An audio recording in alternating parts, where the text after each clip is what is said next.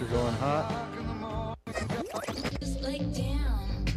Now. It's 7 a.m. It's 7 a.m. Time for the opening drive. Voted the best sports show in New Mexico for 5 years running. It's the OD in the AM with Jeff Siembieda and JJ Buck. It's a little torn this morning. Where do we go? Gonzaga was dominant, and 11-seeded UCLA is the first team to go from the first four to the Final Four.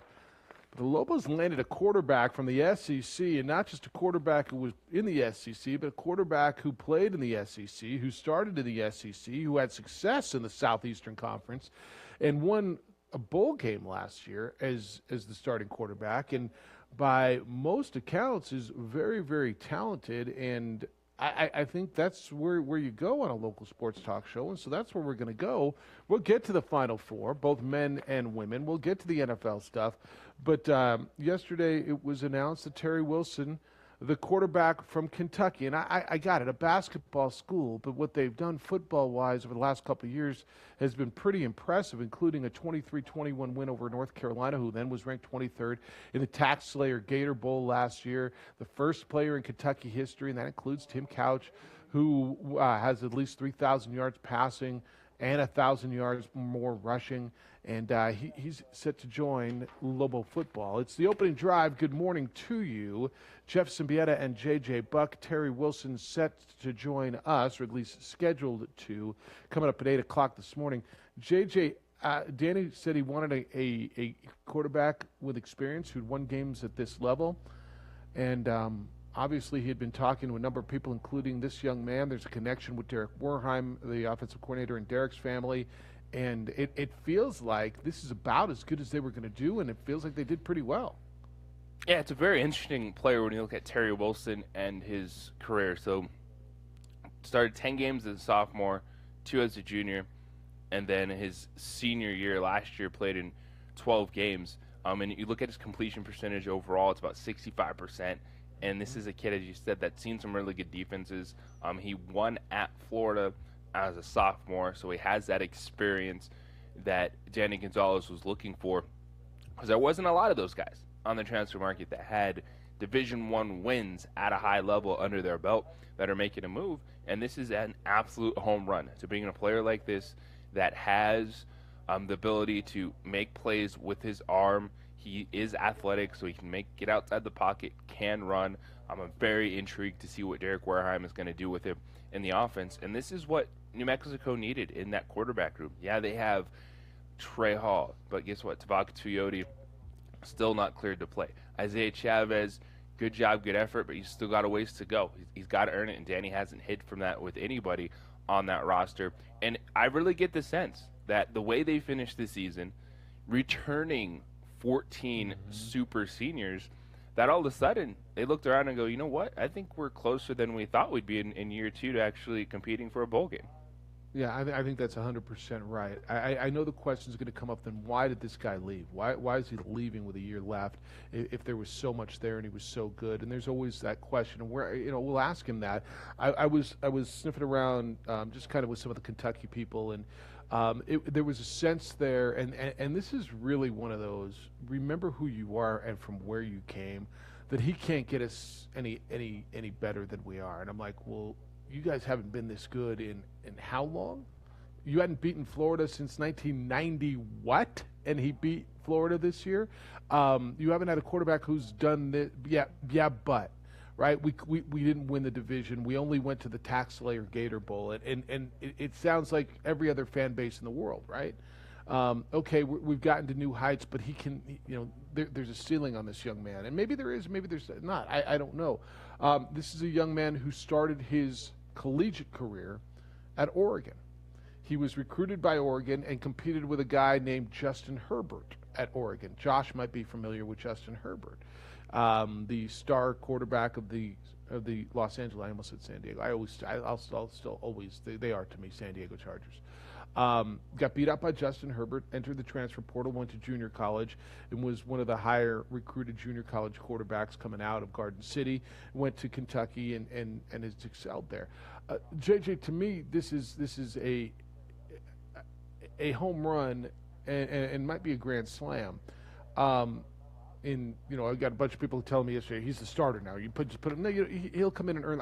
He'll be your starter. I'm convinced he will be your starter.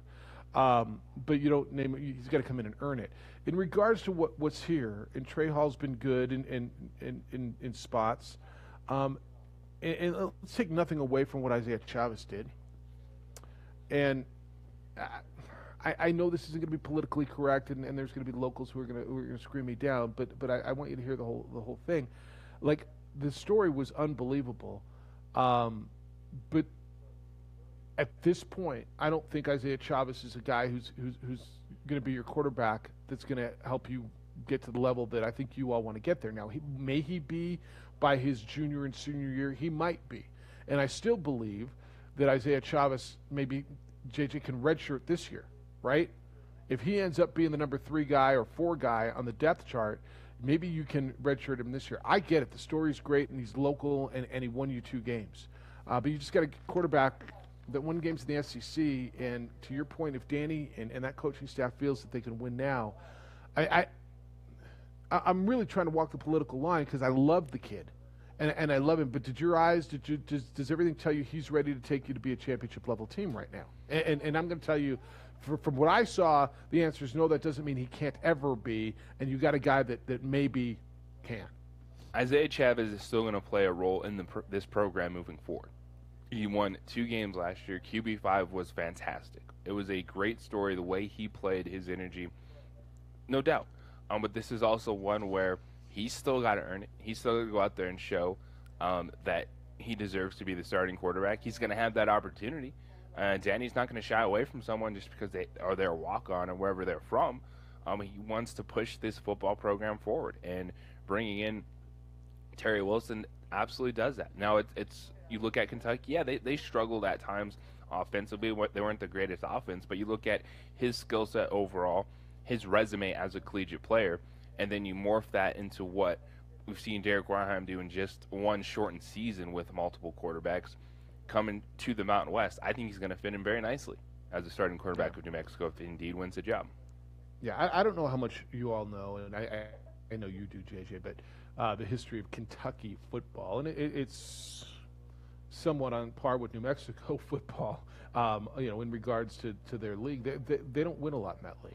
They haven't historically. This young man was a starter at Kentucky. He was 17-8 over 3 seasons, and he had an injury, but he was a starter for 2 full seasons there, part of a third. That third one ended with a knee injury. He led his team to wins at Florida. You know how good Florida was last year? The last couple of years, do you remember?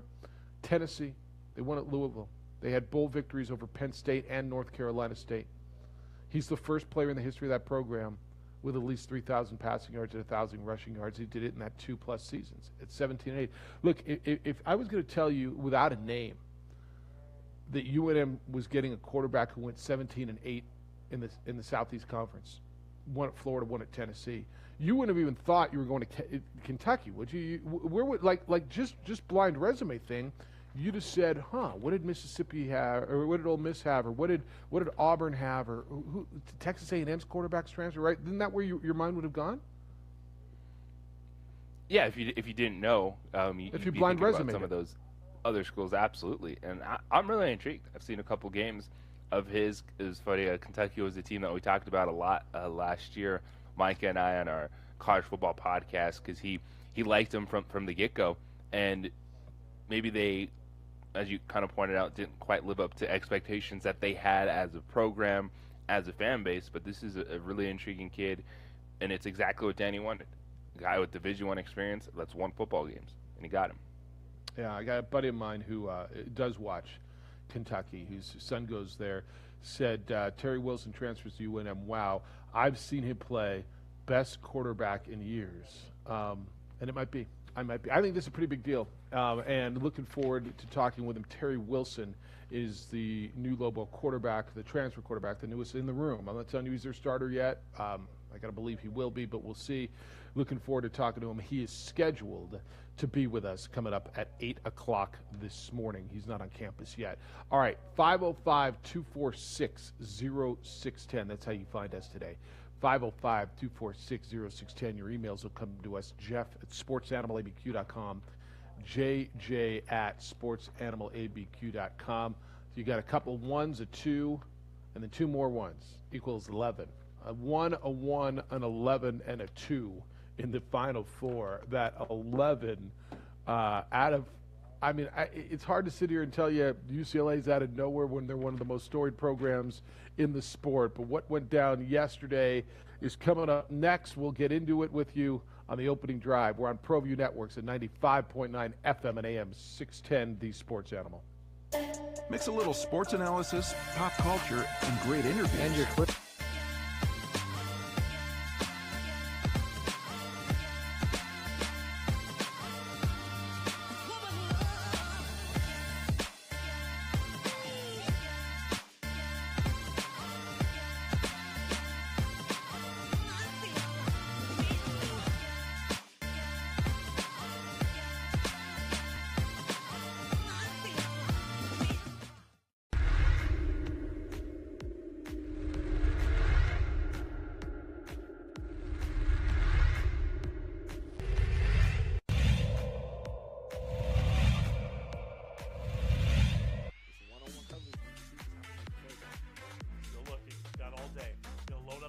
Wide open, Jaden Phillips. Oh, he shattered him like dirty laundry into a hamper. That was a Derrick Henry style stiff-up.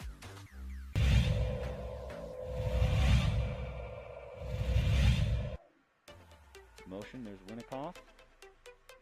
Lane, it looks like Winnikoff's wide open over here, but he's threatened on the play. That was Jaden Brown, and he's going to have to just chuck this one up, and that's a touchdown! Wow! I can't believe he was in position for that play.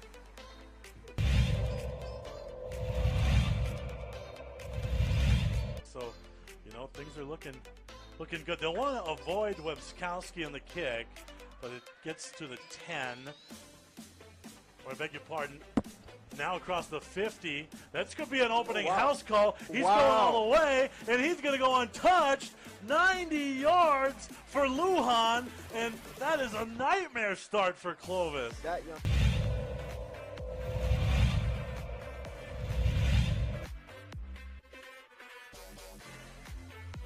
Nice serve by Moore. Wow. Outstanding work. The middle blocker, Haley Areola.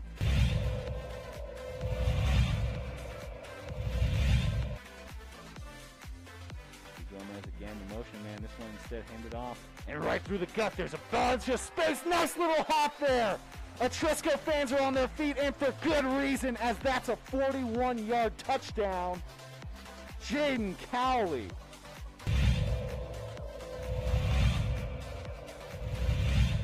11 for the Tigers. Thurman will roll to his right.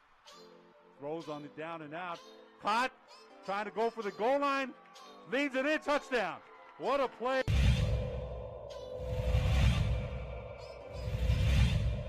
Jaguars, the snap handed off to Cowley. The big man sweeps aside one. Cutting back inside. He turns around the other direction. He's heading this way. And he's got to just beat one more. And he does. Touchdown.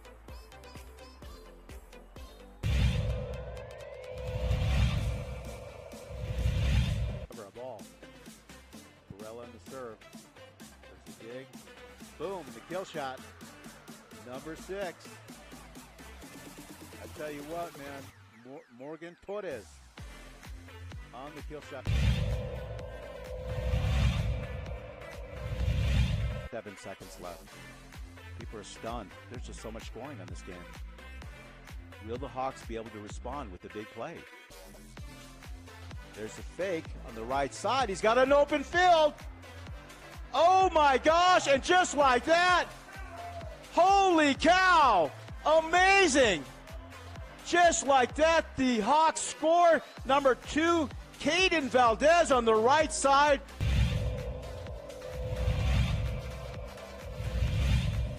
Number on the punter. He'll pop this up. The man to receive it is also wearing number 3, Isaiah Garcia. He does catch it off the hop. Nice move by him. He's got some room out there on the right-hand side. He's got to get around his opposite number. He does. Gets one block in. He gets around the last guy. Can he get in? And there's the first points for the Manzano Monarchs. Isaiah Garcia all the way here from his own 45.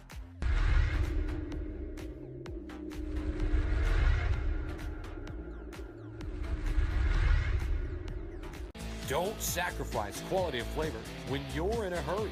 Golden Pride offers ribs, fried chicken, green and red chili breakfast burritos, and Frontier Cinnabons. 4 great locations. Is somebody coming in with playing experience at a high level? It sounds like Bobcat. Yeah, it is. Bobcat's producing for us today on the radio side. Josh and they're all three you guys there today. Alden, J-Pole, and Josh are all in. I saw Josh for a second ago. Why are you shaking your head at me? Because that's not Alden. Who? It's not. Well, I don't know who's behind that mask. Last time I didn't know who it was. It was Alden, short hair and a hat. All right. Well, there's 3 dudes over there on the TV side. Yep. We have we're training somebody. All right. Well, somebody and J-Pole and Josh are there. Hello, somebody. Aaron Rivera. What's up, Aaron? Aaron's in on the that side. A man all I see is eyes, dude, and short hair. And last time I saw short hair, I know it's not Alden's beautiful eyes. I know that. Yeah. All right. Well, this is. I'm reading some of the comments and just trying to get a feel. And I'm looking forward to talking to Terry Wilson, the Lobo quarterback, at 8 o'clock, scheduled to be with us. And the comments on and look. You know how I feel about message boards and that stuff. I think some of this, it's the most lethal, dangerous places. But it gives you an idea of some people. And reading the comments about what Kentucky fans are saying in regards to Terry Wilson, their quarterback, who over the last 3 years transferring to New Mexico, it's the exact feel I got from Richard Pitino from Minnesota fans. Great guy, time's up. Like good luck to you. We wish him well. Thanks for what you did here. And like nobody's like, I can't believe he's going there. There were a few. Well, good luck there. They win 2 games a year if they're lucky. But it was the same feeling. And I'm looking at a guy who went 17-8. Oh, his limited passing game. They fired their passing game coordinator, the offensive coordinator, hired a guy from the Rams to come in for this coming year. They got a transfer coming in from Penn State to play quarterback. But here's a guy who was at Oregon. Came back from a severe knee injury, led him to bowl victories. He's the second quarterback in the history of that program to beat both Florida and Tennessee. And it's really weird reading it. And I can't pretend to follow Kentucky football all that closely, but I do know that the last couple of years have been some of the best years that they've had in decades. And obviously it's not going to, and I get it, man. No fan base is ever good enough. You get to a level and then you say, why the hell aren't we Alabama? And I got it. And I think global fans are saying, thrilled with what you guys are sending our way. Yeah, it's understandable. When you start having a little bit of success, you want to keep taking those steps forward. And Kentucky didn't necessarily take a step forward. They were a 5-6 football team in an awkward year last season. But I still think this particular quarterback has a very good skill set because he's not coming to an offense too that's going to ask him to throw the football 40 times a game. That's not what Derek Warheim put together. That's not what's going to be successful for this team. It's a spread offense. It's a little bit of both, and I think Terry Wilson fits into that fine. And then there are those beautiful eyes I was talking about. Yeah, I just saw him walk by. Yeah, I just saw him. Yeah, beautiful eyes. Beautiful eyes. All right, Lobo Hobo's already got a reason not to go to the game. You know how we hit Lobo football, and it's too hot, it's too cold, it's too windy, it's too Saturday. He's already got his reason. Too outside. So he's not going to the spring game this weekend, which, all right, knock yourself out. He says, Danny Gonzalez dog whistle, Jeff. This really takes a lot of shine off of the spring game. Danny saying the starting quarterback against Houston Baptist won't be on the court on Saturday. All right, don't go. First of all, did Danny say that? I didn't hear him say that, but if you tell me he did, he did. Then don't go. We're already finding excuses, man. Last year you couldn't go because it was in Vegas and they wouldn't allow you in. But it's back to the spring game and you're already coming up with, well, then I'm not going. All right, then don't go. Again. I bet you'll see some pretty good performances out of Trey Hall and Isaiah Chavez. I guarantee that. The defense will probably be pretty good. Your running backs are going to be showing off. One guy's wearing 22. You haven't seen that in a while. Look, Go. I'm going to go out there. I'm really looking forward to it. But don't go. You know what else I'm not? You don't care what I'm not doing this weekend, do you? You have no idea. I don't care what you're not doing either. That's just me. All right. Look, I was wrong. So I would have split my bets yesterday. I would have taken SC in the over. I would have lost that. I would have taken UCLA the points in the under. I would have won that. Would have split it. I'm not sure what I'm more surprised by. UCLA beating Michigan, and I think I'm more surprised by SC getting blown off the court. I thought they were going to hang with Gonzaga. I'm not going to surprise that Gonzaga won. The bigger story is UCLA. The 11 seed, Mick Cronin goes to the Final Four for the first time, 51-49 in a tight, tense battle that went down to the final shot, and Michigan had three looks in the final 3 seconds to win that basketball game, or at least send it to overtime on the second look, on the putback, and didn't get it done.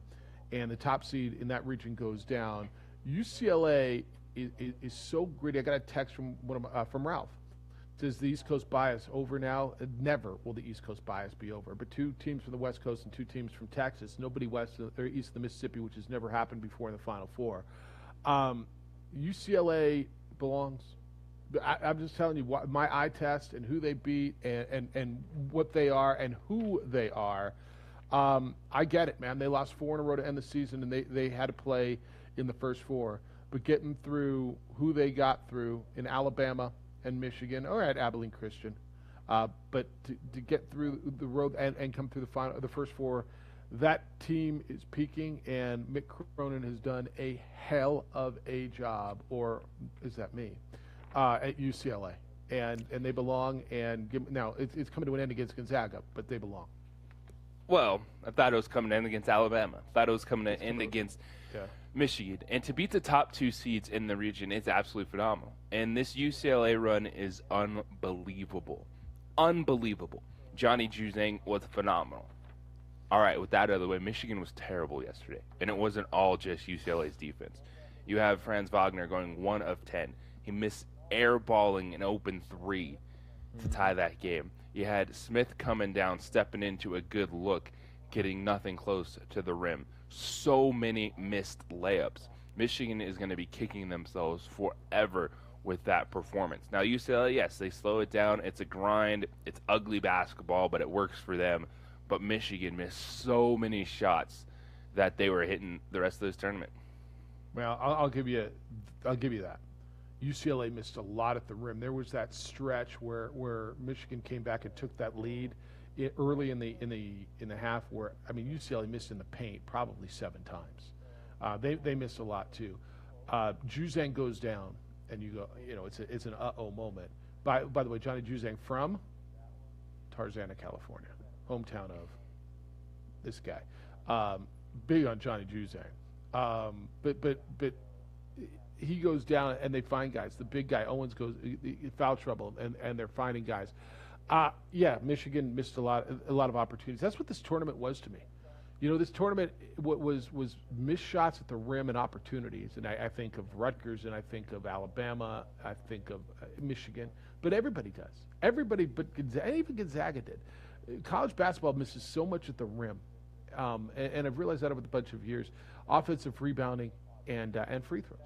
When Johnny missed that second free throw, I'm like, because what everybody's thought was, well, Mick Cronin's going to have a lead with a 3-point lead with 6 seconds to go. Is he going to flip and foul this time, right? What are they going to do?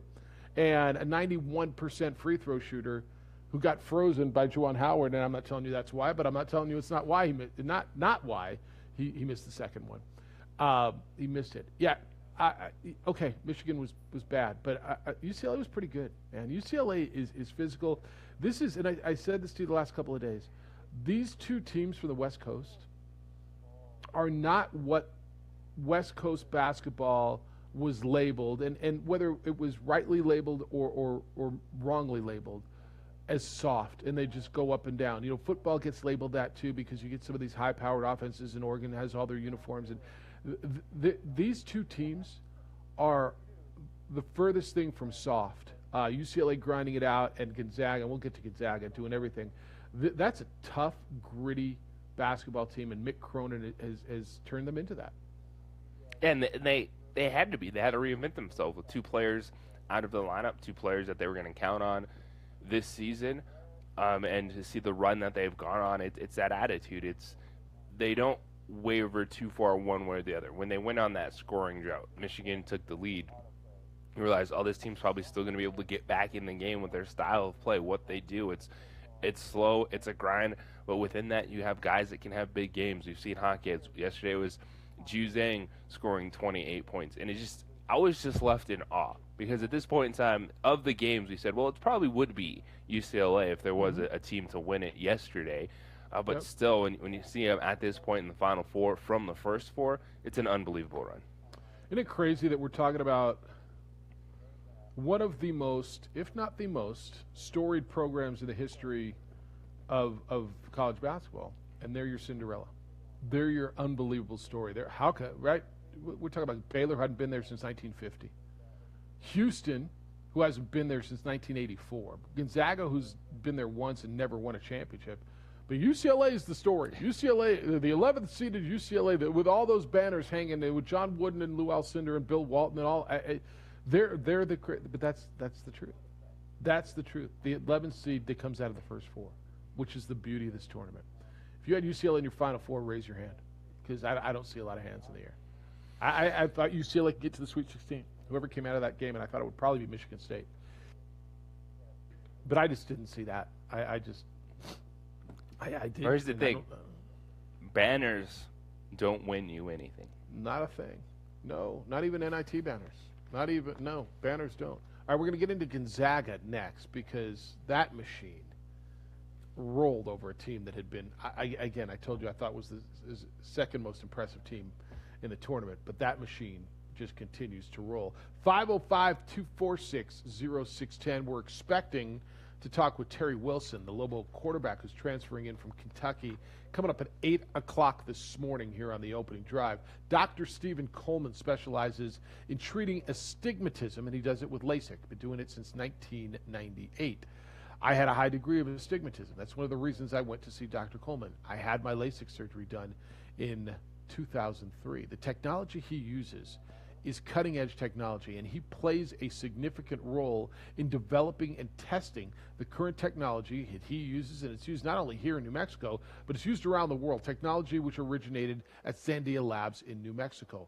For years, patients have come from all over the country to have their LASIK done at Coleman Vision, because they know Dr. Coleman's reputation and the fact that he's been in private practice specializing in LASIK for his entire career. On any given day, patients at his office range from doctors to lawyers to college kids to housewives to firefighters to police officers to nurses, people throughout the healthcare, people ready to retire, athletes, you and me, regular people who are done wearing glasses and contacts which interfere with their daily life, especially now that they're fogging up and you're wearing masks every day. I had my LASIK done in 2003. I was done. I wearing glasses, the whole mess. The Colemans have become family to me. It was instant. The minute I opened my eyes, I noticed the difference. And to this day, it has been life-changing. If you're considering LASIK, if you're done with lenses, if you think you might be a candidate, I'm just telling you there is only one place to go. If this is something that if you're ever going to absolutely settle for nothing but the best, it would be your eyes. Coleman Vision is the place. Take a look at what they do. Go to colemanvision.com and then call and make an appointment. 505-821-8880. Seeing is believing. I believe. Northbound 920. Are you sure we're supposed to be doing this? Don't worry. I've watched him do it 1,000 times. Come on. What's the worst that can happen? No! Bad dog! Hi, welcome to Car Crafters. What happened? Don't worry. We'll make it like it never happened. Car Crafters, it's like it never happened. Car Crafters is a proud supporter of ProView Networks.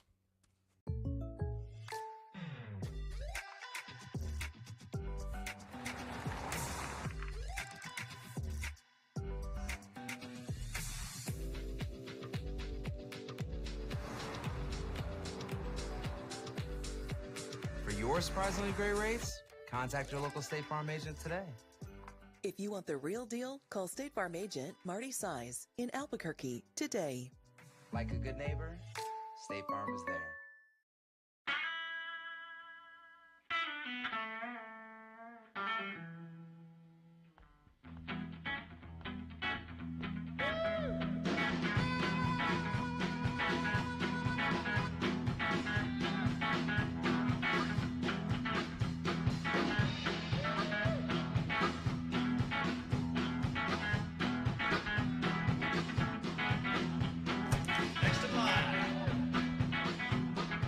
Rudy's is a proud supporter of ProView Networks. A rogue virus, no jobs, sky-high tuition debt. Life is trying to put our generation on the sidelines. But we refuse to just sit back and watch it pass us by. Instead, watch us fly ahead. Watch us overcome anything. Watch us rise. Watch us change our world. Watch us become the next greatest generation. Calling all football players, are you looking to develop your skills this season? It's never too late or too early to put in the work. Coach Carl Barrere and the Air Barrere program at 8 Grady's Performance Center provide comprehensive position training for aspiring football players at all levels. Whether you're looking to increase your speed, gain strength, or hone your skill, we train all positions with a team of experienced coaches who know what it takes to succeed at all levels from Yaffle to college. Check us out at 8gradys.com to learn more and sign up for training today. Jackson Compaction wants to help you keep your green. And keep the community green as well. Jackson Compaction has worked hard to maintain the same prices since day one. Always easy and painless trash removal with professional crews and quality service. If it's non-hazardous waste, debris, or trash on your land, leave it to us. At Jackson Compaction, we're dedicated to ensuring the conservation of our environment. You trash it, we smash it. Jackson Compaction, we've earned a reputation for great results. Hi, I'm Steph Sarn Hayes. The Terry Wilson interview or the conversation yesterday, Frank was involved in a big curling curling matches, games. What are they? I don't know the specific term. Match sounds fine. Frank was a machine. He sent me a curling photo, and they won 13-4. Big win yesterday. He said he was a machine. So that's good. 505-246-0610. Terry Wilson, the Lobo quarterback transferring in from Kentucky, due to be with us coming up at the top of the hour. Let's go to the phones. Jan, good morning. You're on the Quan's Auto Care Hotline. Hello, Jan. This is Dan. Hey, what's up, Dan? He told me Jan. What? Good. Daniel, you got two of your. Sorry about USC, bro, but I would love to see UCLA take those guys out just because of that kid Timmy. You know, that guy. Somebody needs to teach that guy some manners. I mean, yeah, they're a great team and everything, but that showboating after every shot, you know, that's really annoying. Do you agree or no? It's never really bothered me. I never found it to be exorbitant. I never found it to be extreme. Oh yeah, because just coming from a coaching standpoint, I don't like that kind of stuff, man. I mean, if you're good, be humble, be gracious, and just win the game. You don't need to, you know, do that showboating stuff. Anyway, so I'm going to go with UCLA for that reason alone. But, all right, fair enough. I think that Coach Gonzalez is doing a great job in terms of recruiting and keeping our team's best interest at heart. And I think QB5's going to be just fine with his place team. We love him. Nothing's going to change. But welcome to the new QB. You guys have a right good on. day. See you, Dan. Does Drew Timmy's showboating bother you? In this episode of Get Off My Rocks, Dan and Drew Timmy. Yeah, I never felt like he jumps out any more than anybody else to me. Does he to you? No. Yeah, me neither. Look, that kid can ball now. And that leads us straight into where I want to go next with Gonzaga, 85-66. Like my favorite player in the tournament, I think is Jalen Suggs. He's a freshman. He is, and Andy Katz is all over him now to be the #1 overall pick in the draft. I voted for him for the Wooden as a freshman. And I know that wasn't where that award's going to go, but just watching enough of him, he is so buttery smooth. He is so confident as a freshman. He is so good and has every aspect of his game. I love him. But just watching that team, dude, to me, USC was playing as well as anybody except for Gonzaga going in. And I told you I thought they were the second most impressive team that I've watched. And they got picked apart like a dead bird sitting in my yard. And now there's a pile of feathers laying there, which, by the way, is true. That's what Gonzaga did to them. I can't be more impressed. I would like to apologize to Gonzaga for getting caught up in the USC hype and thinking that this was going to be a close game.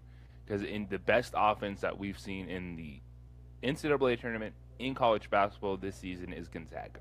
And yet there's always that, well, is it real? Is it the real thing? It absolutely was. And as you said, it was a basketball clinic put on by Gonzaga last night. Drew Timme scoring inside the play of Jalen Suggs, which, by the way, credit the freshman. He had a bad game when they opened the tournament, the 116 matchup. He wasn't good. And that was the game you're like, well, that should be easy for you, right? He bounced right back. Still the mainstay in that backcourt. The balance in this basketball team is phenomenal. The shooting is good. This is the team I did pick to win the entire tournament, but it was one that you're like, okay, that was a nice reset for everyone, saying, all right, you think we haven't played anyone to this point? That's fine. Or here comes USC, Pac-12 love, Evan Mobley. They have the athletes. We'll show what we can do offensively. Yeah, I so stunned by it, and I think you and I were both saying we kind of like the points, right? Were you on that? And that's why my apologies to Gonzaga for totally misreading that game. It's 30 straight that they have not played a game within every game this year. They haven't played a game within single digits, which is and you're going to say, well, yeah, Jeff, they play in that crappy league. No, stop it. Stop it. They went through the tournament, and they've gone through Creighton and Oklahoma. All right, their first game, and now USC. Did you look at their early season schedule? Have you looked at who they played? By the way, that was Kansas and Auburn and West Virginia and Iowa and Virginia before they got into their league. Did you hear who those teams were? Do you see where they all were in your bracket? A 4 and an 8 and a 3. Like there is no cute little story about what's going on in Spokane. This isn't some cute little program. This is JJ, I believe this is their year, and maybe this will stamp their legitimacy card amongst the basketball elite east of the Mississippi, and hell, maybe even east of the Rocky Mountains, right? Maybe it needs to go in, because if they get through UCLA, they're going to play a team out of Texas, or maybe it won't. I don't know. I don't know. Maybe it'll be, well, it was a COVID year, and Duke and Carolina and Kentucky, and they weren't there. Well, Carolina was in the tournament, but Duke and Kentucky and Louisville, they all weren't in the tournament. All I know is what I'm watching. That's the most dominant team, JJ, I've seen since give me the last time. Who's the most dominant team you've seen roll through the NCAA? Now, look, they may lose to UCLA. I don't think they will. But to this point in the Final Four, who's the best? Like, I got nothing that I can compare it to. I'm hearkening back to 76 and Indiana, and I know that was before your time, and I was a little boy watching Scott May and Kent Benson and play on that, and I kind of remember that a little bit. Play on a little TV. Give me something to compare it to. Well, in terms of runs, it's that, because Gonzaga's undefeated at this moment in time. I think you go back to maybe like an Anthony Davis Kentucky team, something like that just had the talent and just kind of wowed you throughout the tournament. But it's going to be few and far between of comparing teams that have won to this point. And I think it's like 24 points per game. It is outrageous what they're beating people by. Yeah, and maybe there isn't a comparison. And so to that, and so, I heard people saying going into the tournament, if Gonzaga does not win, is it there's a lot of ways to ask this question. Is it a disappointment, or is it underachieving season? Yeah, it's a disappointment if they don't win. It's not a wasted season. It's not an underachieving season. What they're doing up there is unbelievable. So there's nothing to me about however people phrase that question. I think at this point it would be disappointing, right? This is a team with championship aspirations, but does it take the credibility off their season? I don't think so. In a COVID season, to do what they've done and win like they've win, I don't think it takes the credibility. It would be disappointing. Yeah, when you get a team like that and you get them to this point, yeah, it would be disappointing. And I was careful how you phrase that. The extremities on some of these statements. But disappointing, yeah. But take the credibility away. No, man, what's going up there is real. Yeah, and this is the thing with Gonzaga is they're here year in and year out in the position. So that's why, yeah, I'm not looking at it as taking any credibility away from the program. It'd be incredibly disappointing because this team is absolutely special. But it's one that what Mark Few has done, it's going to put them in position to be able to go on runs like this year in and year out. All right, 505-246-0610. You continue to come in. My emails are filling up the inbox at jeff@sportsanimalabq.com. Hit JJ at, get this, JJ@sportsanimalabq.com on the Twitter, _JJ Buck, and on the Facebook, the OD and the AM. You can watch the show there. J. Pole is training Aaron to produce the show on the television side. Bobcat's got you, and he'll take your calls on the radio side. Well, if you're looking for some personal credibility, let me tell you about F45 training. F45 training is functional training in 45-minute classes, high-intensity circuit training workouts, new workouts and classes every day to keep your mind and body moving forward. I am loving these classes. There's no wasted time. You're in and you're out with a fantastic workout. Every class there is a certified trainer there to help you because it is for all fitness levels. Whether you're someone that's looking to kickstart your fitness or challenge yourself to get to another level, F45 is the gym for you. Check them out at f45training.com.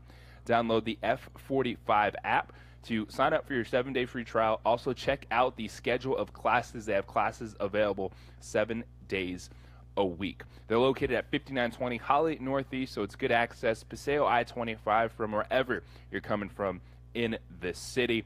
F45 training, it's going to be a lot of fun. Yes, a workout is fun because you're constantly pushing your body, doing different movements, no wasted time. You're in and then you're out, and you're going to feel really good about yourself. They clean the gym constantly. You have wipes with you to wipe down whether it's kettlebells, dumbbells, barbells, etc., whatever exercise you're doing, and then you get on to the next one so you can just focus on your workout. So check them out, f45training.com. Download the F45 app. Team training, life-changing. I'll see you at F45. Staples has the technology. I'm with the New Mexico Army National Guard, and I'm from Tucson, Arizona. Hi, I'm Staff Sergeant Greg Martinez. I'm with the New Mexico Army National Guard, and I'm from Santa Fe, New Mexico. Hi, I'm Marilena Fernandez. I'm with the New Mexico Army National Guard, and I'm from Santa Fe, New Mexico. The New Mexico Army National Guard is a proud supporter of New Mexico high school athletics.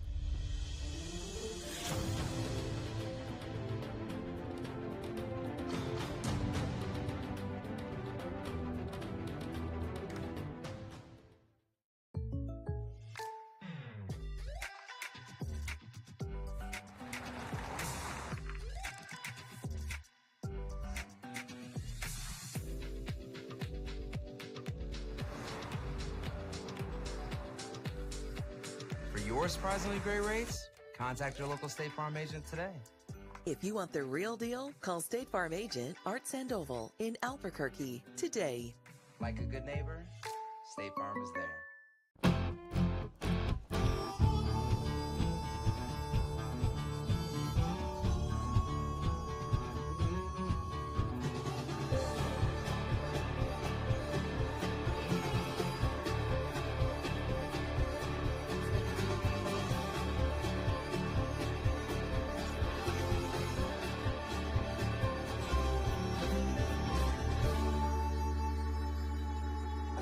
Next in line.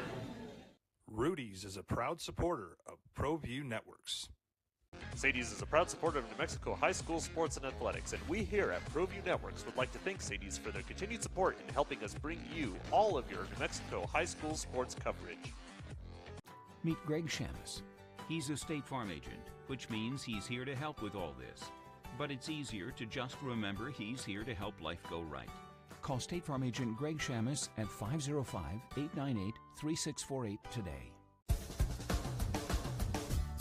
At New Mexico Highlands University, you're more than a student, you're family. Whether you're taking courses in Las Vegas, Santa Fe, Rio Rancho, Albuquerque, or Farmington, you'll get that one-on-one attention to inspire you to reach your goals.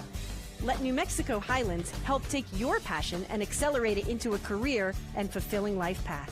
Find out why New Mexico Highlands is the right choice for you. Log on to NewMexicoHighlands.com today. TurboThreads is a proud sponsor of ProView Networks. Almost 30 years of experience means fast service, great prices, and a wide selection of apparel from t-shirts to performance sport shirts, even jackets and hats. They feature low minimums and no setup charges on most orders. TurboThreads is located at 1503 Golf Course Road in Rio Rancho, or find them on Facebook, online at turbothreads.com, or call 999-1234 for TurboThreads.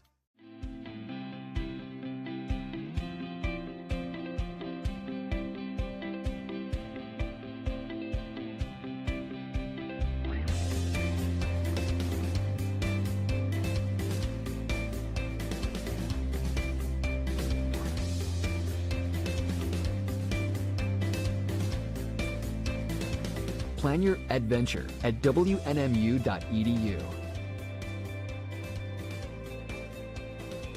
Extreme Clean is a proud sponsor and supporter of ProView Networks and all high school sports athletics.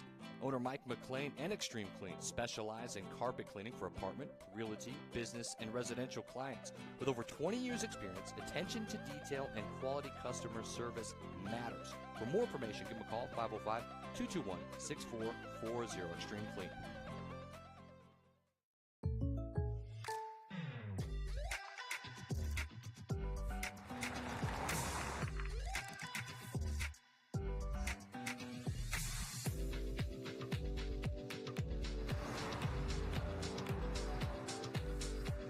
For your surprisingly great rates, contact your local State Farm agent today. If you want the real deal, call State Farm agent Ashley Duran in Albuquerque today. Like a good neighbor, State Farm is there. Here at Legacy, we are here to disciple people by helping them connect with God, grow in relationships, and live generously.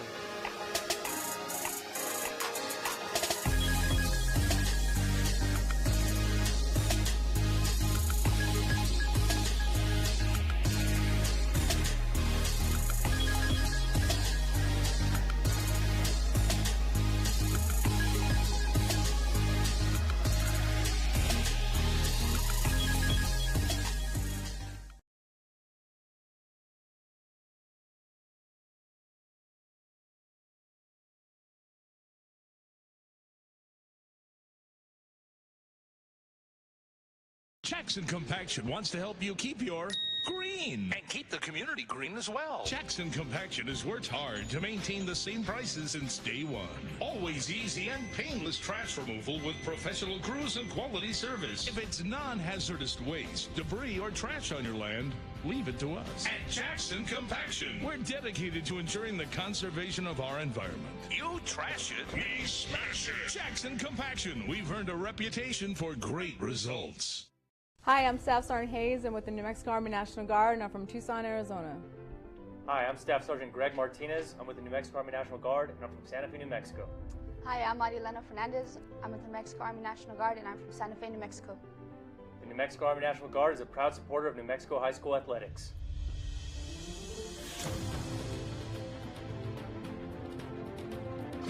Sports Animal. Well, at least Hondo's impressed by us. He said, I'm so proud of you guys, Jeffy. How do you get back from Indianapolis so quickly? And if Gonzaga loses to your Bruins, is UCLA the new team talk a lot? Hell no. UCLA was an 11 seed who played in the first four. What did they talk about? What has UCLA talked about? Tell me, what did I miss? Where's Hondo coming from? How would UCLA be team talk a lot? I'm not sure. I'd need an explanation. Yeah, help me, Hondo. Send me another one. Help me understand. I don't know what UCLA's talked about other than they're confident like every other team. We'll go out, do our thing. But this is an 11 seed playing in the first four before everybody got started just to get into the main bracket and had to go, by the way, overtime to get out of that first four game. Do you remember that? They played Michigan State and had to go overtime in that first four game to get through that and get into the second round. Now, I'm not sure I understand the whole team talk a lot thing, but no, I don't think at all. Cute Little League says, AC, good morning, Jeff. To all those haters saying the West Coast Conference is a cute little league, top to bottom, they would run through the Mountain West, including UNM. The superiority complex UNM fan has is laughable, considering they've done nothing ever. Only thing is the pit, which now looks like a glorified car lot. So, I will tell you, I don't know that they. Well, I'm not sure. I'm not sure. That was like a whole lot of venom right out of nowhere. And let me get this off my chest. I've told you for years that I think that league is comparable and in years better, depending on the year, right? Better than the Mountain West. Do you agree with that? Depending on the year, and certainly over the last few. And people say, well, it's just Gonzaga. No, Gonzaga, St. Mary's, and then there's been a Santa Clara, BYU, whatever it is. In certain years, the West Coast Conference has been comparable, and in some years, better top to bottom, would you say? And at the bottom, they have the ultimate team that's better than everybody. It's Gonzaga. All right. And BYU's good. St. Mary's is good, but Santa Clara is not consistent. But that's the same thing with the Mountain West. You have one really good team, and then flip a coin who's going to be behind that. Yeah, and I thought San Francisco was going to be good this year. They were not better than the Mountain West this year. They weren't. And AC, with all due respect, Gonzaga was really good, and BYU beat San Diego State. So there's your I know you're going to hit me with that trump card. And that's San Diego State who beat UCLA, who's in the Final Four. So, but BYU did beat San Diego State. The bottom is bad, just like the Mountain West is bad. I mean, you can San Diego and Portland were bad. Portland was 0-11 in League 6 and 15 overall. San Diego was 2-7, 3-11. Their Air Force, New Mexico was San Diego and Portland, and they were bad. They're a good basketball league. You don't have to sit here and rip down someone else to say that your league is good. That basketball league is a nice basketball league at the top. You want to start getting in the meat. Everybody that loves on Pacific and what Damon Stoudemire did. Were they really that good? Pacific was 6-7, 9-9. I mean, I don't know. People love on Damon Stoudemire, and that's fine. St. Mary's was 14-10, went out in the first round of the NIT. Yeah, they're a nice league. This year, though, they were not better than the Mountain West. The top 5 teams in the Mountain West Gonzaga was the best. But I'll tell you what, even BYU beat San Diego State. Let them play 10 times. Let's see what happens. I'll put San Diego State against BYU. I'll put Boise State, Colorado State, Utah State, Nevada this year against Loyola, Pepperdine, Pacific. Mm-hmm. The Mountain West was better this year. They're leagues that are very comparable, as you said. They're definitely games you like to see moving forward. There's plenty of teams in that conference that you'd love to get on your schedule. We've seen St. Mary's do work to some teams in this state before. So yeah, I've never looked down on the West Coast Conference or any conference for that matter. What you were discussing was a national narrative of Gonzaga, nothing specifically coming from the Mountain West. Yeah, and if that's where that came from, then Hondo, that's never been mine nor JJ's nor this show's narrative that the West Coast Conference is a bad league. Never. I know better. JJ knows better. To JJ's point, it's a national narrative. It's a national thought. I asked you about dominance. David said UNLV 1991 was this dominant, maybe more, until they lost to Duke in the Final Four. It was in the final game. Gonzaga's never been awesome to this point, but they haven't won it all yet. 2015, Kentucky came to the Final Four undefeated and very dominant, but lost to Wisconsin. 2012 Kentucky team with Anthony Davis lost twice during the season, but pretty much walked through the tournament without much resistance. So those are the teams that have been every bit as dominant as this Gonzaga team. Love watching Gonzaga, but they haven't won a title just yet. It'll be fun to watch. It's great. I needed that. That's the perspective I needed. David, appreciate that. That UNLV team, he's right. That was when they were looking to repeat. That was the Grandmama team and Greg Anthony and Anderson Hunt and Tracy Ogman and Larry Johnson, and I mean that team was nuts. That team was nuts. So yeah, that would be the answer to that. And then that Kentucky team, absolutely on that. All right, Timex Terry says, Carl, I'll read that for you in a bit because Timex Terry is scheduled to be with us when we come back. When we return, hope to have a conversation with Terry Wilson, the Louisville quarterback, transferring from Kentucky. Who is he? Why did he come to New Mexico? Hoping to get all those answers for you coming up next. You can watch the show on ProView Networks. 30. Aaron's working hard learning how to drive the ship. Bobcat's got you on the radio side. It's the opening drive. Jeff Siembieda and J.J. Buck on 95.9 FM and AM 610, the Sports Animal. And you're clear. See you on the...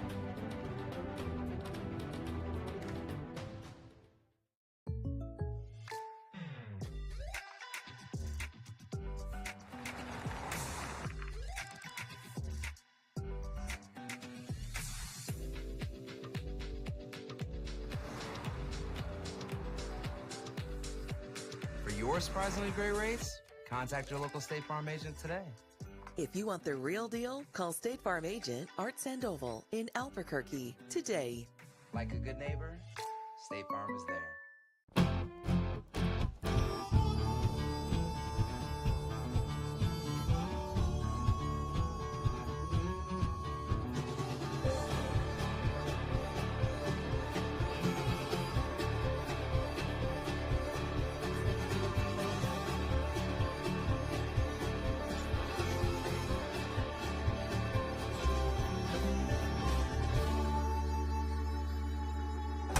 Next in line. Rudy's is a proud supporter of ProView Networks. Sadie's is a proud supporter of New Mexico high school sports and athletics, and we here at ProView Networks would like to thank Sadie's for their continued support in helping us bring you all of your New Mexico high school sports coverage. Meet Greg Shamus. He's a State Farm agent, which means he's here to help with all this. But it's easier to just remember he's here to help life go right. Call State Farm agent Greg Shamus at 505-898-3648 today. At New Mexico Highlands University, you're more than a student, you're family. Whether you're taking courses in Las Vegas, Santa Fe, Rio Rancho, Albuquerque, or Farmington, you'll get that one-on-one attention to inspire you to reach your goals. Let New Mexico Highlands help take your passion and accelerate it into a career and fulfilling life path. Find out why New Mexico Highlands is the right choice for you. Log on to NewMexicoHighlands.com today. TurboThreads is a proud sponsor of ProView Networks. Almost 30 years of experience means fast service, great prices, and a wide selection of apparel from t-shirts to performance sport shirts, even jackets and hats. They feature low minimums and no setup charges on most orders. TurboThreads is located at 1503 Golf Course Road in Rio Rancho, or find them on Facebook, online at turbothreads.com, or call 999-1234 for TurboThreads.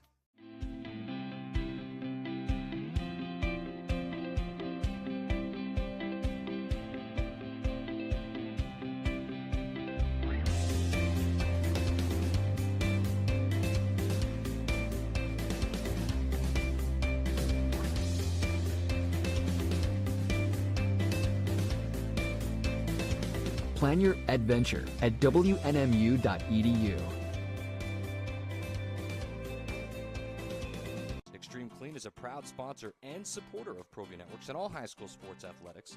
Owner Mike McLean and Extreme Clean specialize in carpet cleaning for apartment, realty, business, and residential clients. With over 20 years experience, attention to detail and quality customer service matters. For more information, give them a call, 505-221-6440, Extreme Clean.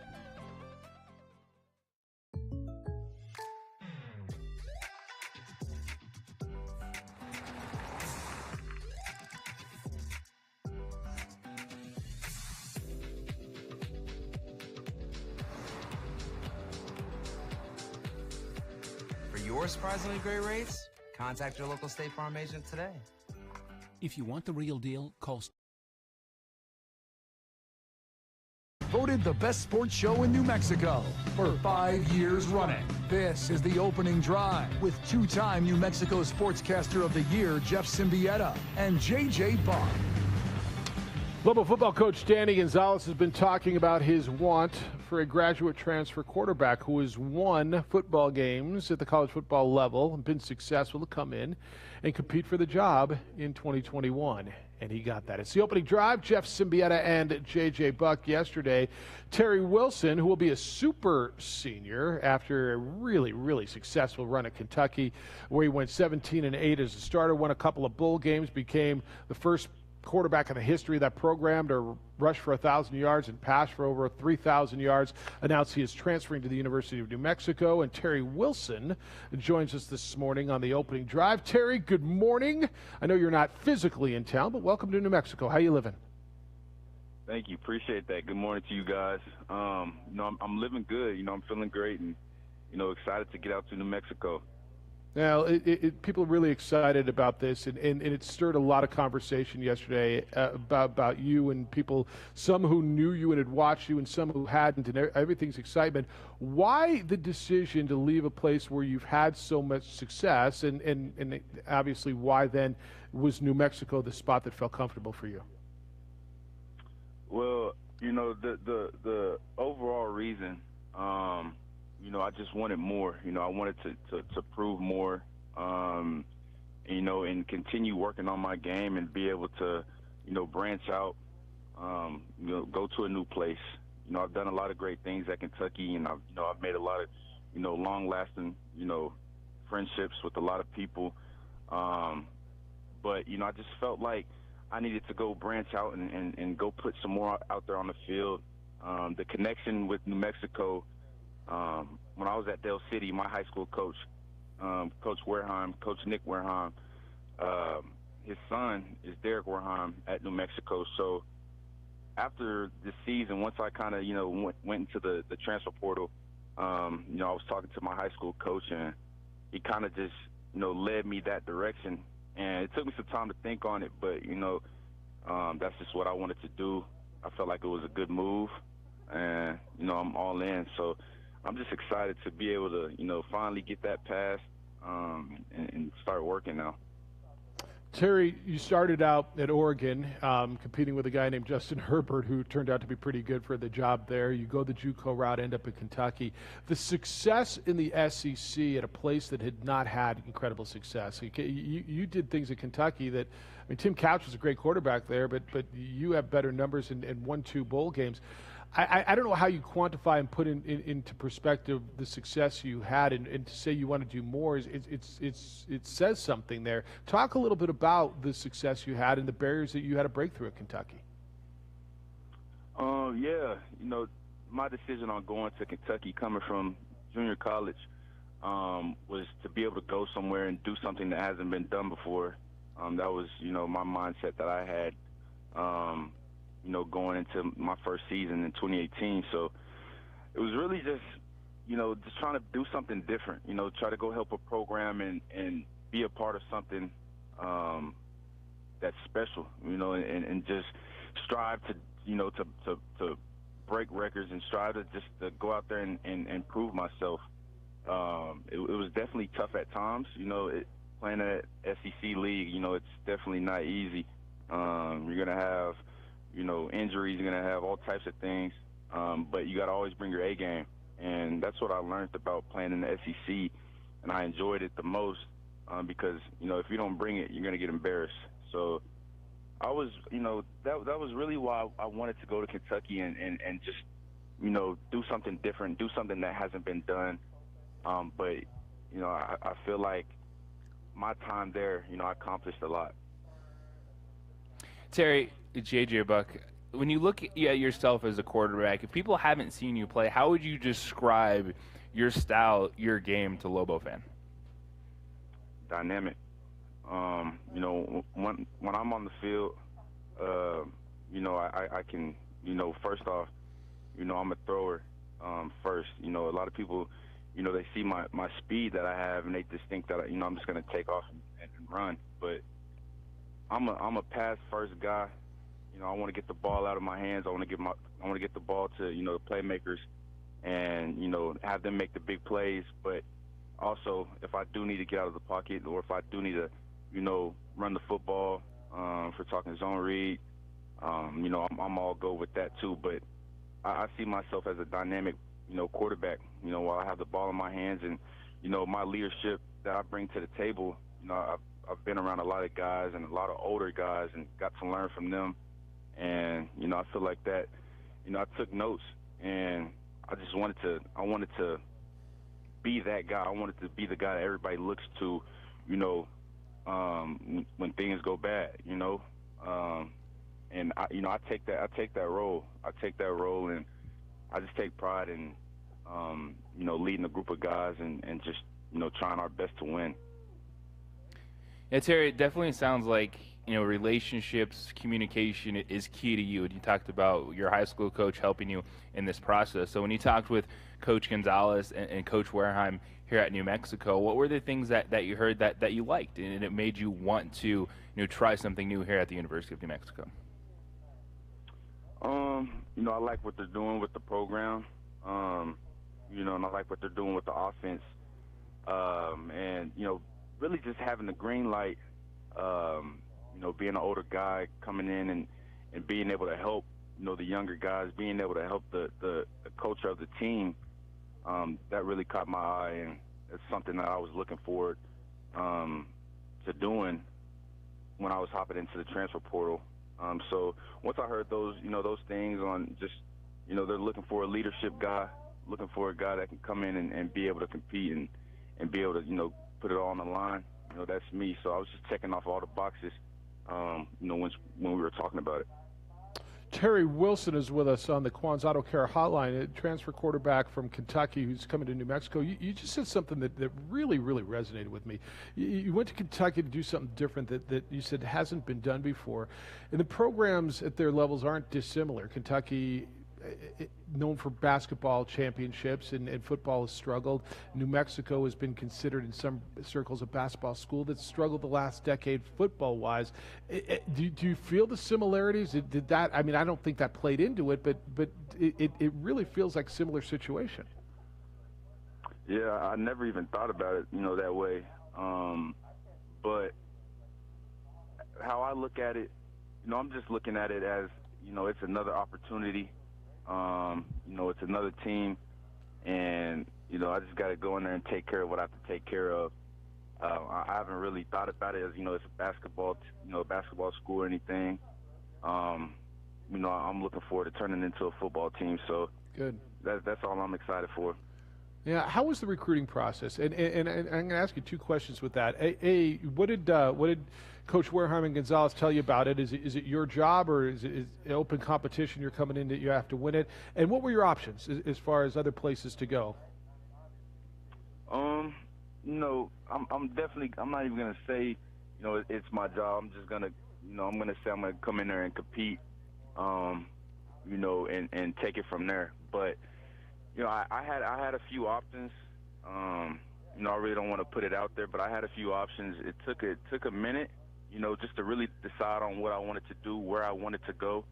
But here I am today. I feel like I made the right decision, coming to New Mexico. Yeah. Have you spent any time out here? Do you know the area at all? And how much did you know about the Mountain West Conference as you come over from the SEC? Yeah, I really haven't. I haven't been to Albuquerque. I've drove through Albuquerque before, but I never stopped.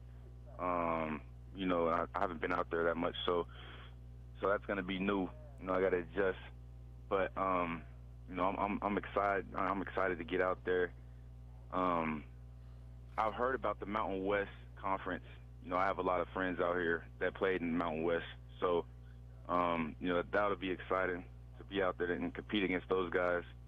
So I've heard about it, but I'm just excited to get out there and actually, go play some ball.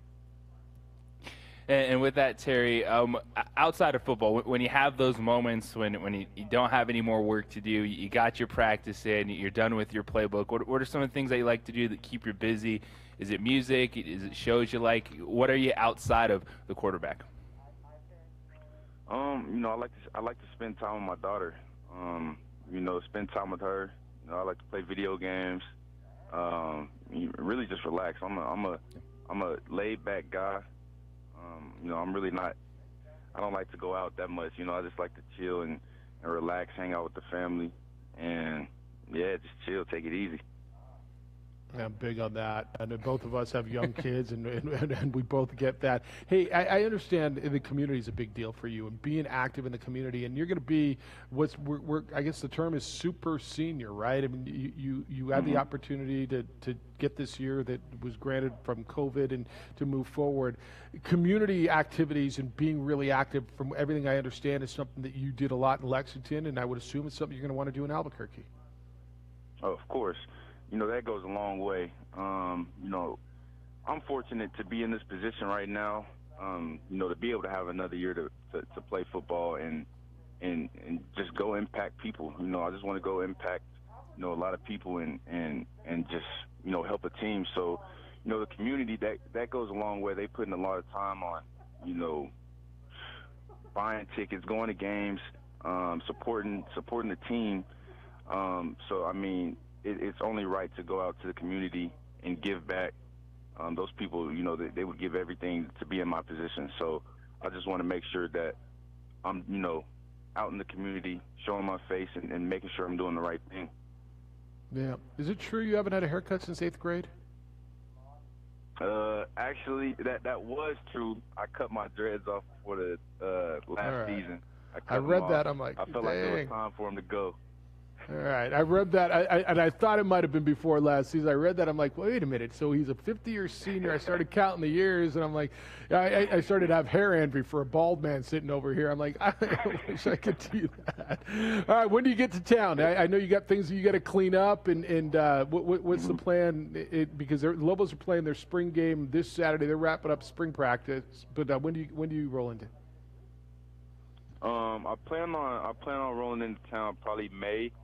And if not May, June, but I want to get out there a little bit earlier so I can get moving around and get used to, New Mexico, get used to my surroundings and just get out there. I'm ready to make that move. I still have to, go train and get ready, but I'm definitely itching to get out there. A lot less humidity here, my friend. A lot less. Your hair, you'll figure it out. It's drier, and I find it easier in the hot months to run around and get ready. Hey, appreciate you spending some time with us. Look forward to meeting you in person. Lobo fans really, really excited about this. Congratulations on the move. I got to believe, right? This is one of those things. You've been recruited, 1, 2, 3. This is the 4th time you've gone through the process. What's the best feeling when you make a decision? Is it relief? Is it joy? Like when the process is over and you know what's going on, what's the overriding sentiment? Yeah, I definitely say a relief. I feel good. I feel good about the decision. It took some time, for me just to, like I said, just to decide on what I wanted to do, where I wanted to go. So now, I feel great. I feel great about the decision. I'm excited, and that's just really, really my feelings about the whole situation. I just can't wait to get out there. Beautiful. Enjoyed the conversation. Appreciate you spending some time with us. I know we'll do it a bunch more as we go throughout this season. Safe travels to you. And Terry, thanks for the time. Yes, sir. Appreciate you guys. Terry Wilson, Lobo quarterback, has transferred from Kentucky. I enjoyed that a lot, and looking forward to what you have to say when we get back. 505-246-0610. You can react to what you heard from Terry Wilson next on the opening drive on 95.9 FM and AM 610, the Sports Animal. The quesalupa from Taco Bell is back clear, with thank you. stuffed shell. Albuquerque today. Like a good neighbor, State Farm is there. Here at Legacy, we are here to disciple people by helping them connect with God, grow in relationships, and live generously.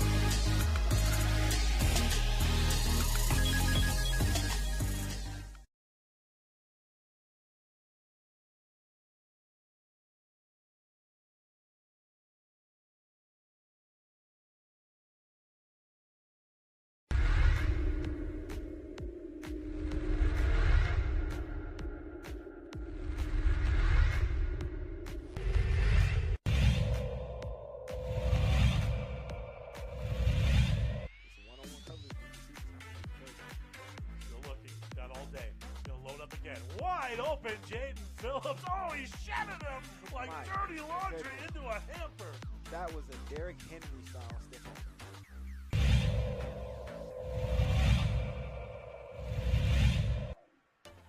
Motion, there's Winnikoff. Lane, it looks like Winnikoff's wide open over here, but he's threatened on the play. That was Jaden Brown, and he's going to have to just chuck this one up, and that's a touchdown! Wow! I can't believe he was in position for that play.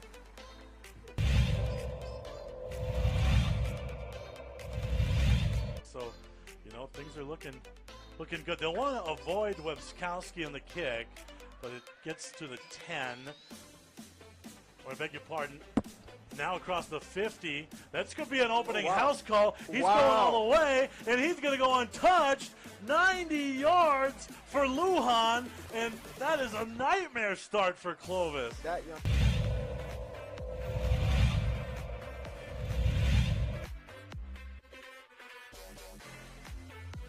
Nice serve by Moore. Wow. Outstanding work. The middle blocker, Haley Areola.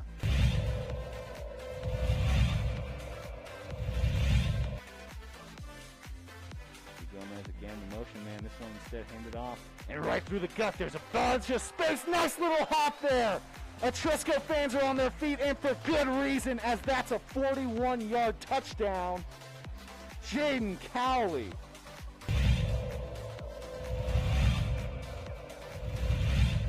11 for the Tigers. Sherman will roll to his right. Throws on the down and out. Caught. Trying to go for the goal line. Leads it in. Touchdown. What a play.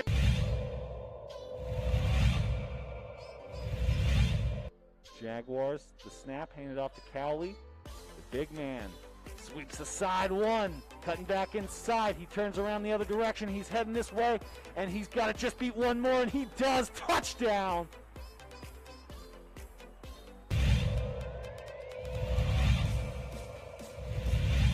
A ball. Barella in the serve. There's the dig. Boom, the kill shot. Number 6. I tell you what, man, Morgan Torres on the kill shot. 7 seconds left. People are stunned. There's just so much scoring on this game. Will the Hawks be able to respond with the big play? There's a fake on the right side. He's got an open field. Oh my gosh, and just like that, holy cow, amazing. Just like that, the Hawks score. Number 2, Caden Valdez on the right side.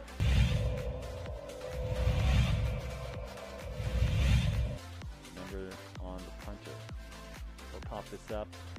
The man to receive it is also wearing number 3, Isaiah Garcia. He does catch it off the hop. Nice move by him. He's got some room out there on the right-hand side. He's got to get around his opposite number. He does. Gets one block in. He gets around the last guy. Can he get in? And there's the first points for the Manzano Monarchs. Isaiah Garcia all the way here from his own 45.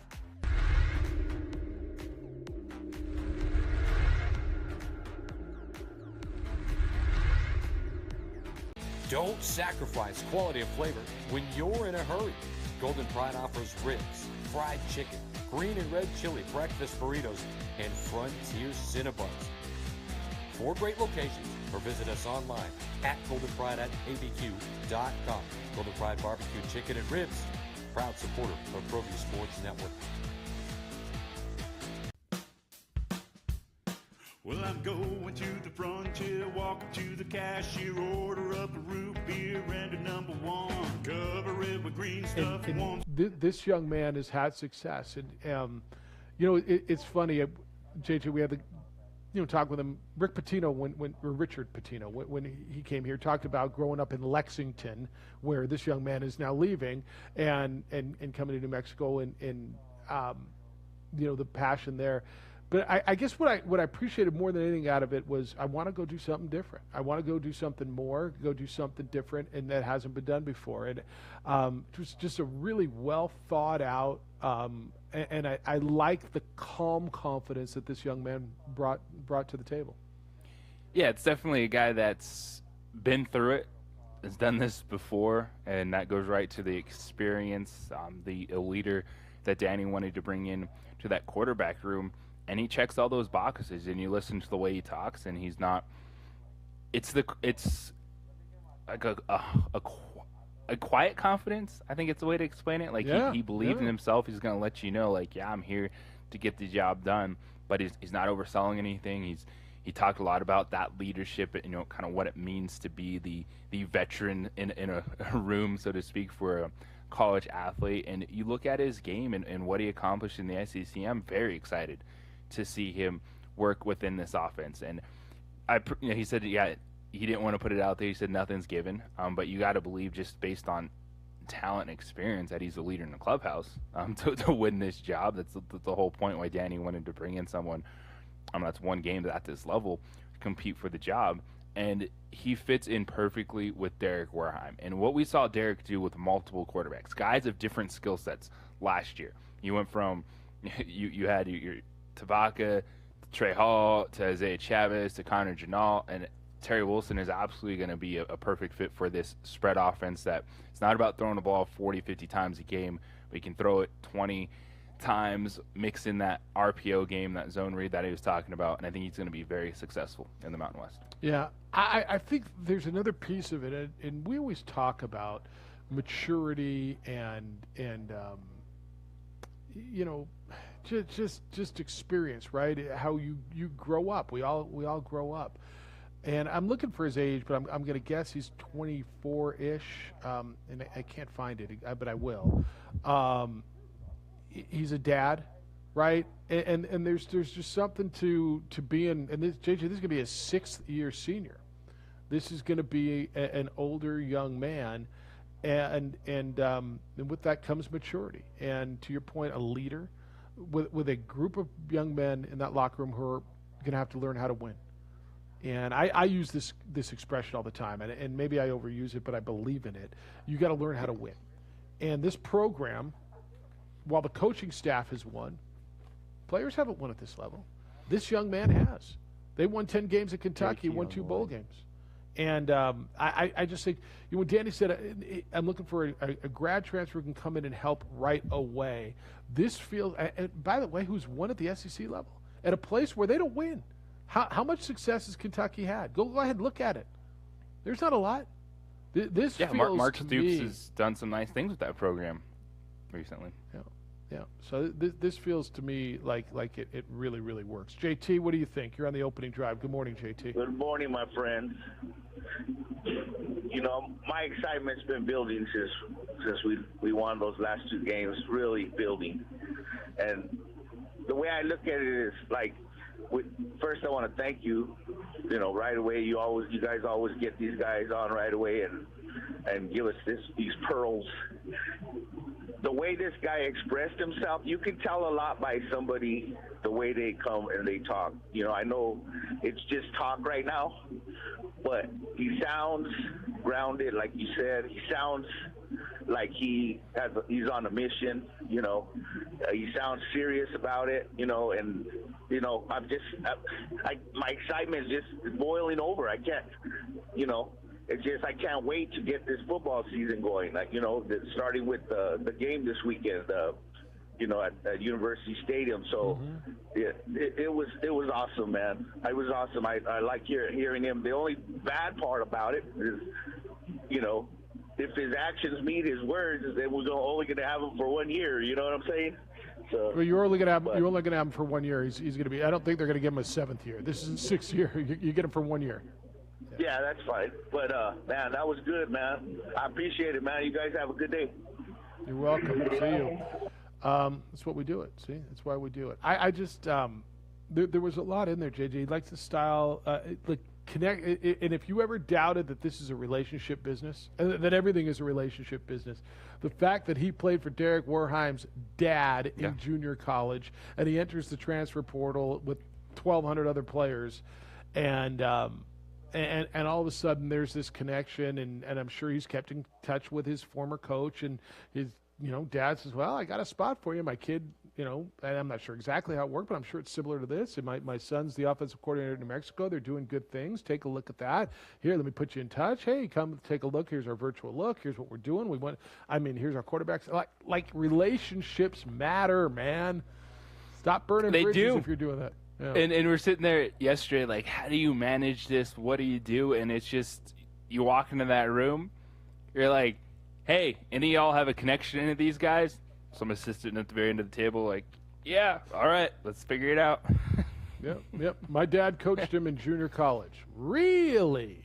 Yeah. However that went down, and we'll talk to Danny about it at some point. I just and we could have, Danny's willing to come on whenever. I thought that you'd rather hear from the young man himself. And JJ, why leave the SEC? And he says, I just want to go do something more. And I'm thinking, wow, is this bigger? And I don't know. You could put it in degrees. Would winning at New Mexico be a bigger deal than winning at Kentucky? I mean, honestly, it'd be. I don't want to ask that tongue in cheek necessarily. I understand what that league is about compared to this league, and I get it. But man, is there a program that? I mean, this if he gets this program to a bowl game, you can look at this young man's career and say he took two of the more, I'm not going to say most, but more downtrodden programs over the last 2 decades and took them both to bowl games? And it's still a business in college athletics, and coaches change, new players come in, your roles at times get undefined, and this is the thing. It's a transfer portal. At times it's going to frustrate you, but other times you're going to get a big benefit. It works both ways, and right now the Lobos are benefiting from it. It's like everything else, man. You love it when it benefits you, and you hate it when it goes against you. And this is where you're going to have to live with the transfer portal. You're going to lose guys every year. And look, the same thing is going to happen in basketball here over the next, you saw, by the way, there was some coaching news on the Twitter yesterday. Andy Hill, who was a assistant coach at Utah, Larry Kristoviak's staff, who just got let go, posted that he's joining New Mexico. So it looks like that's going to be one of Richard Pitino's assistant coaches. But you look at the transfer portal, and you're going to start getting guys in. You're going to go, oh, okay, well, I love the transfer portal now, right? You didn't like it, and you're seeing Damian Jefferson in the Final Four, and Hero Guak not in the Final Four, in the Sweet 16, and Hero Guak and Vance Jackson. You hated it then. But as you start getting guys in, you're going to like it. It's just the nature of the beast. 505-246-0610 or 888-922-0610. Come on in. I want your thoughts on this. Speaking of nature of the beast, do you want to feel beastly? Well, let me introduce you to F45 training. F45 training is functional training in 45-minute classes. It's high-intensity circuit training, new classes, new workouts every single day to keep your mind and body moving forward. And what I like about it, it's no waste of time. You hit your sets, you take your little bit of rest, 10, 15 seconds, boom, on to the next one. Get a fantastic workout in, head to toe with this functional training. They're located at 5920 Holly Northeast, Paseo I-25, so it's really good access from wherever you're coming from in the city. So check them out, f45training.com. Download the F45 app for the Northeast Heights location. You can look at the schedule of classes. They have classes 7 days a week. And sign up for your free 7-day trial, no strings attached. You're going to get in there, get a chance to experience the gym, the atmosphere. Yes, it's still COVID-safe practices in terms of the class sizes. That's why you have to download the app to book your class. So you can go in there and you're just going to feel comfortable, be able to focus on your workout, get the best 45 minutes in that you can. Or go on a Saturday, drop in a Hollywood class. That's a 60-minute workout, nonstop. It is phenomenal. So check them out, f45training.com. Download the F45 app. I am loving it. You're going to enjoy it too. It's a fantastic workout, good way to kickstart your fitness or challenge yourself to get to another level. F45, team training, life-changing. I'll see you at F45 Training. Is home a little ho-hum? Bring your space to life with home equity. It's real tough, back by the Duke. Meet my family, meet my friends in the quirkiest restaurant I have ever been. All of Albuquerque's favorite spot. It's the Frontier Restaurant. The Frontier Restaurant is a proud supporter of ProView Networks. Are you sure we're supposed to be doing this? Don't worry, I've watched him do it 1,000 times. Come on, what's the worst that can happen? No! Bad dog! Hi, welcome to Car Crafters. What happened? Don't worry, we'll make it like it never happened. Car Crafters, it's like it never happened. Car Crafters is a proud supporter of ProView Networks.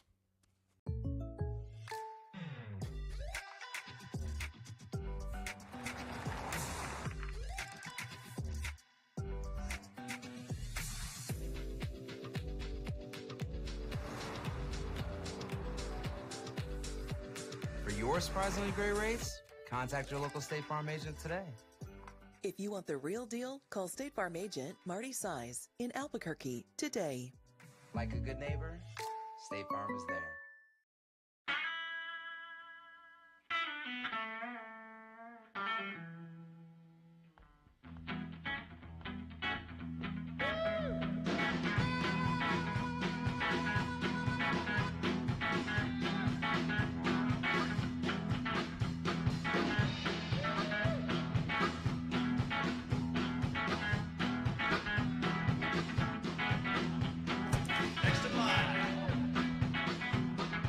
Rudy's is a proud supporter of ProView Networks. A rogue virus, no jobs, sky-high tuition debt. Life is trying to put our generation on the sidelines. But we refuse to just sit back and watch it pass us by. Instead, watch us fly ahead. Watch us overcome anything.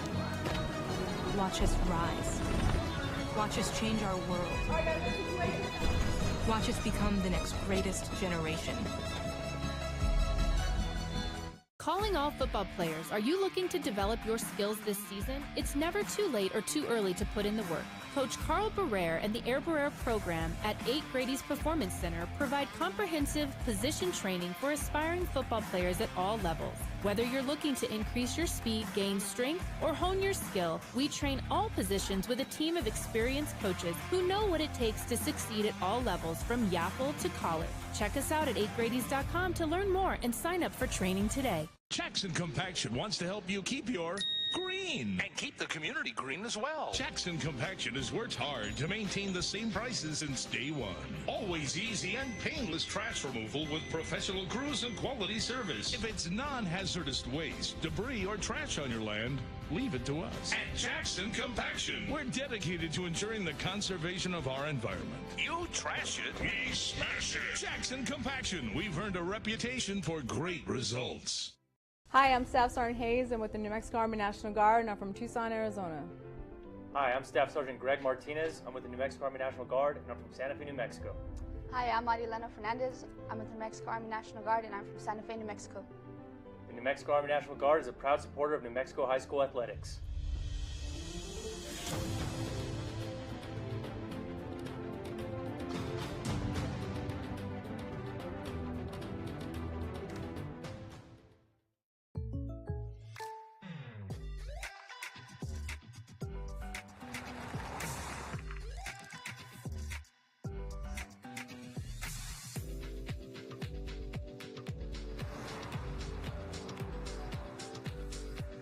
For your surprisingly great rates, contact your local State Farm agent today. If you want the real deal, call State Farm agent Art Sandoval in Albuquerque today. Like a good neighbor, State Farm is there.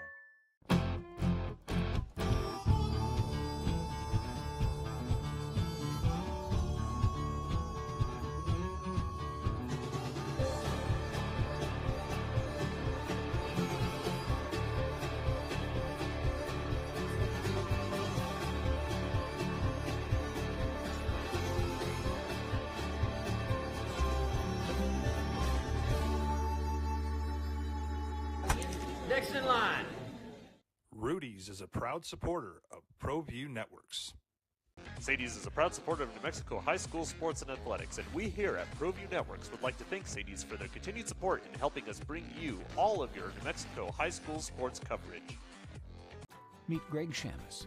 He's a State Farm agent, which means he's here to help with all this. But it's easier to just remember he's here to help life go right.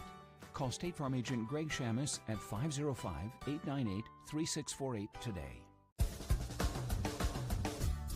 At New Mexico Highlands University, you're more.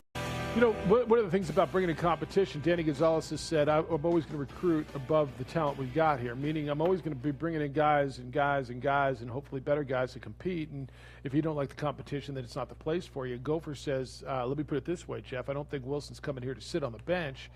As far as the quarterbacks that have busted it all spring, can we see one of them in the transfer portal? I imagine you could. Look, what do you do? Do you stop recruiting? Do you stop trying to get better, or do you keep looking for guys? And if opportunities present themselves, you try to get better. And that's what Danny's trying to do. So I get, if someone's leaving, someone's leaving.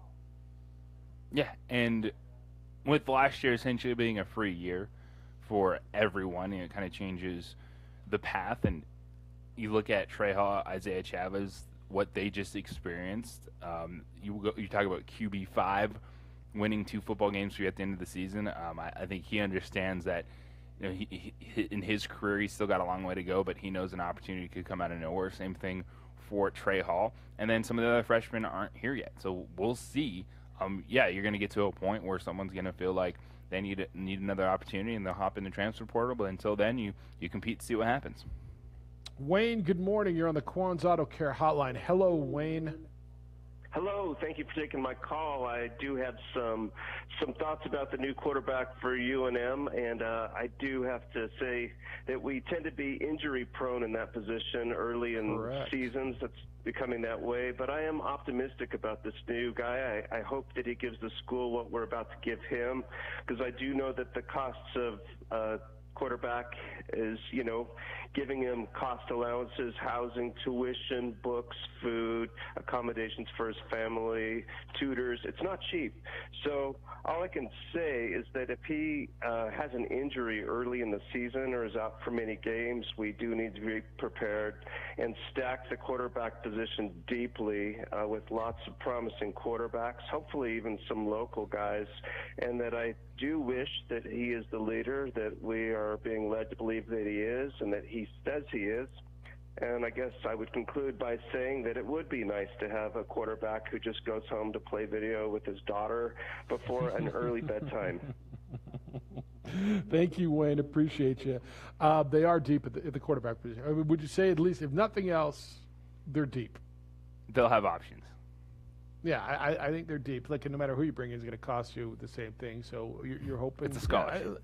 It's like anything else, man. We were talking about coaching hires the other day and about the draft, and there's no exacts. It's like when you make a hire in your business, you do the best you can in the research process and the interview process, and you hire someone that you feel comfortable with, and they got to go to work. It's like anything else. You hope you're getting the guy.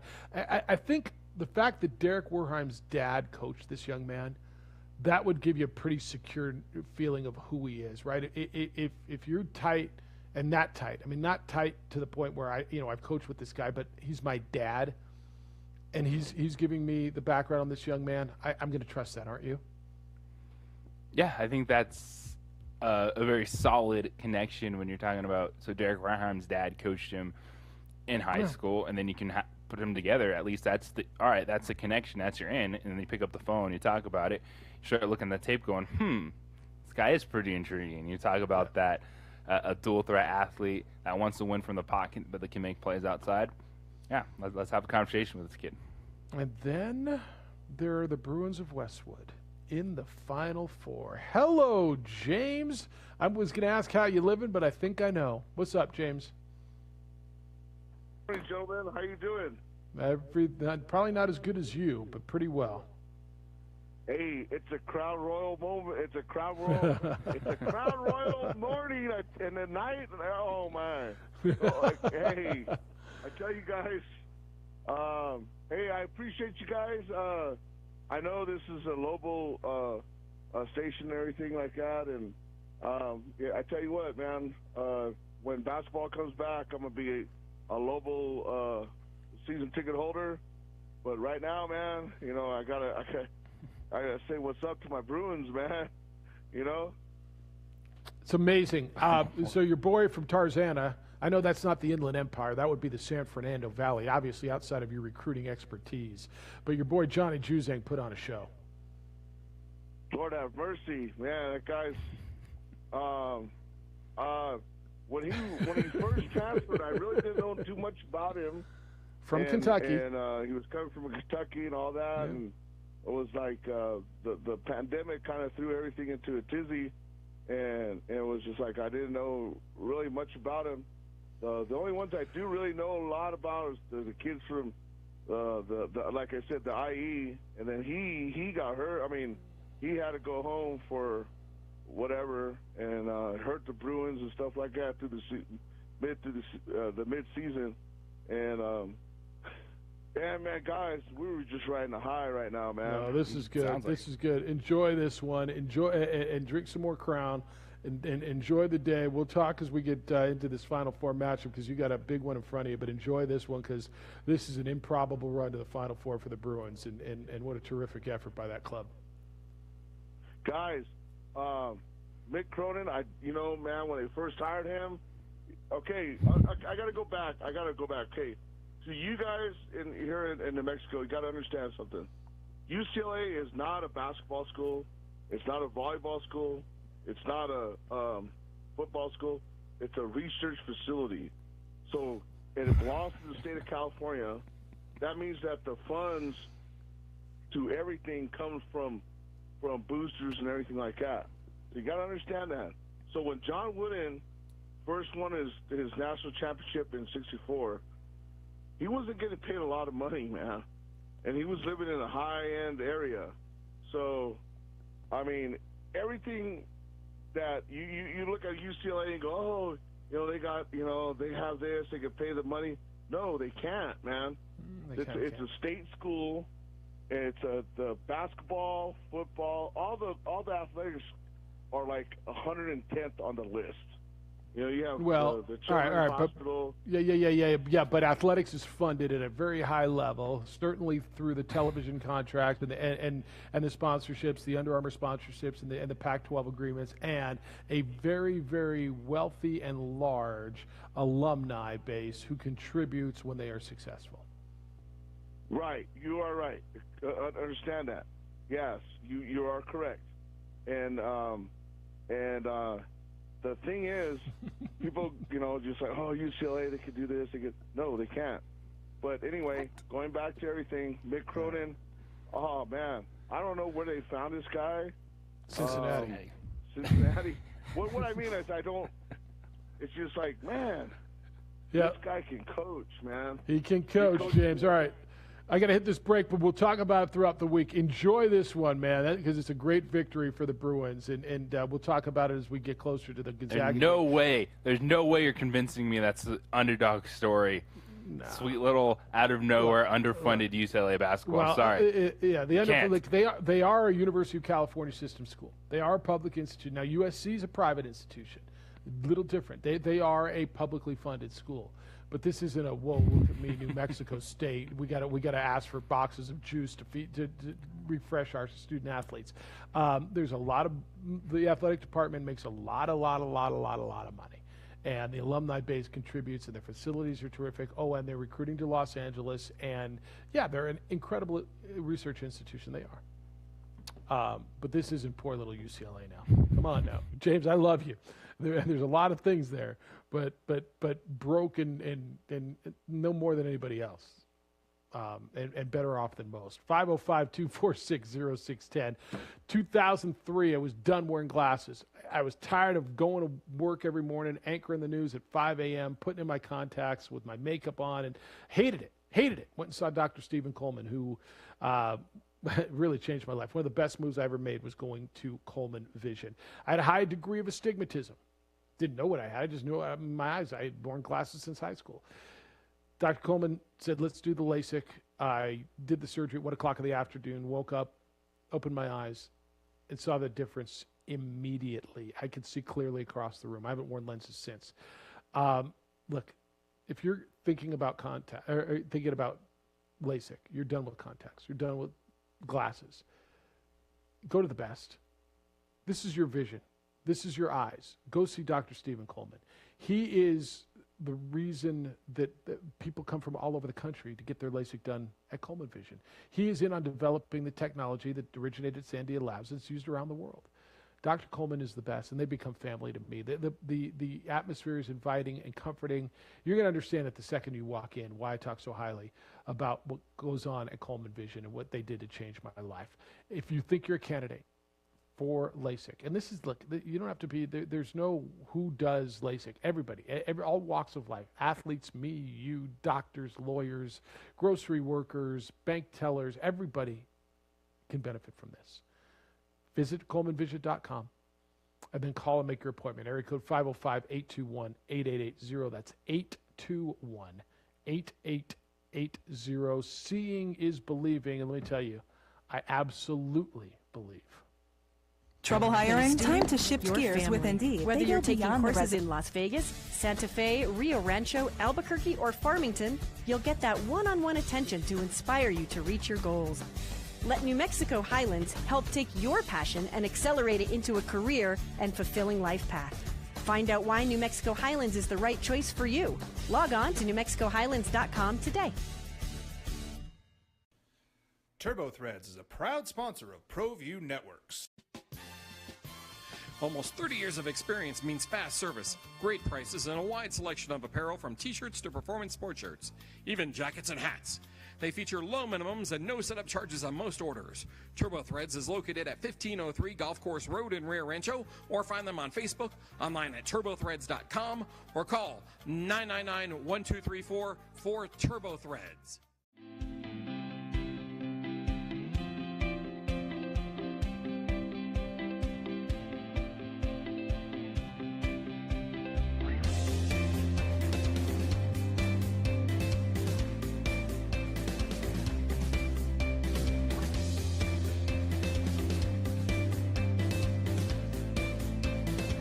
Plan your adventure at WNMU.edu.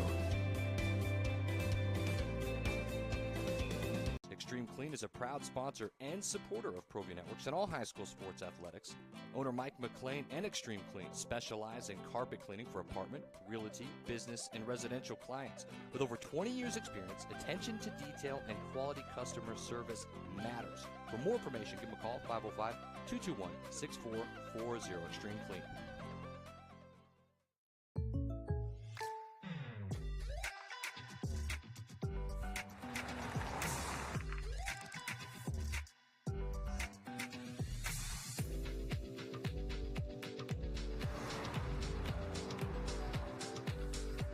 For your surprisingly great rates, contact your local State Farm agent today.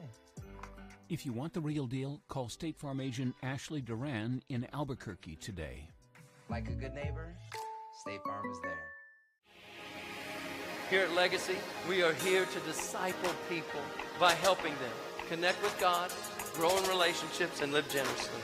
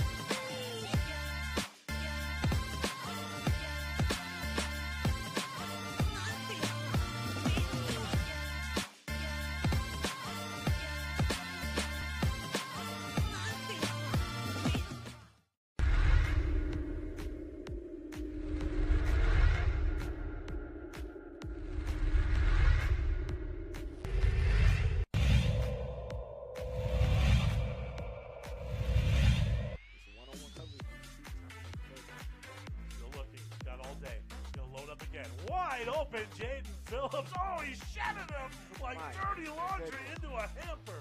That was a Derrick Henry style stiff arm.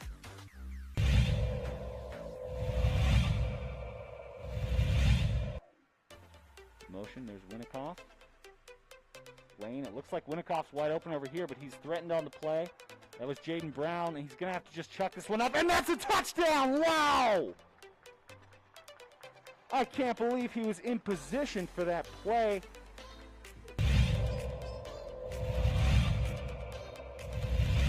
So, things are looking good. They'll want to avoid Webskowski on the kick, but it gets to the 10. Or I beg your pardon. Now across the 50. That's going to be an opening house call. He's going all the way, and he's going to go untouched. 90 yards for Lujan, and that is a nightmare start for Clovis. That young.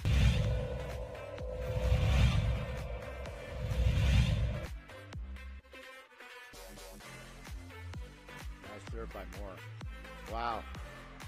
Outstanding work. The middle blocker, Haley Areola.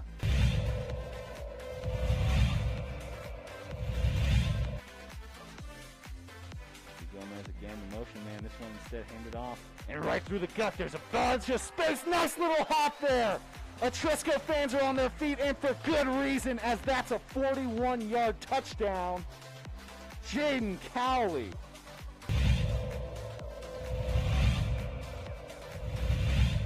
11 for the Tigers. Fairman will roll to his right. Throws on the down and out. Caught. Trying to go for the goal line. Leads it in. Touchdown. What a play.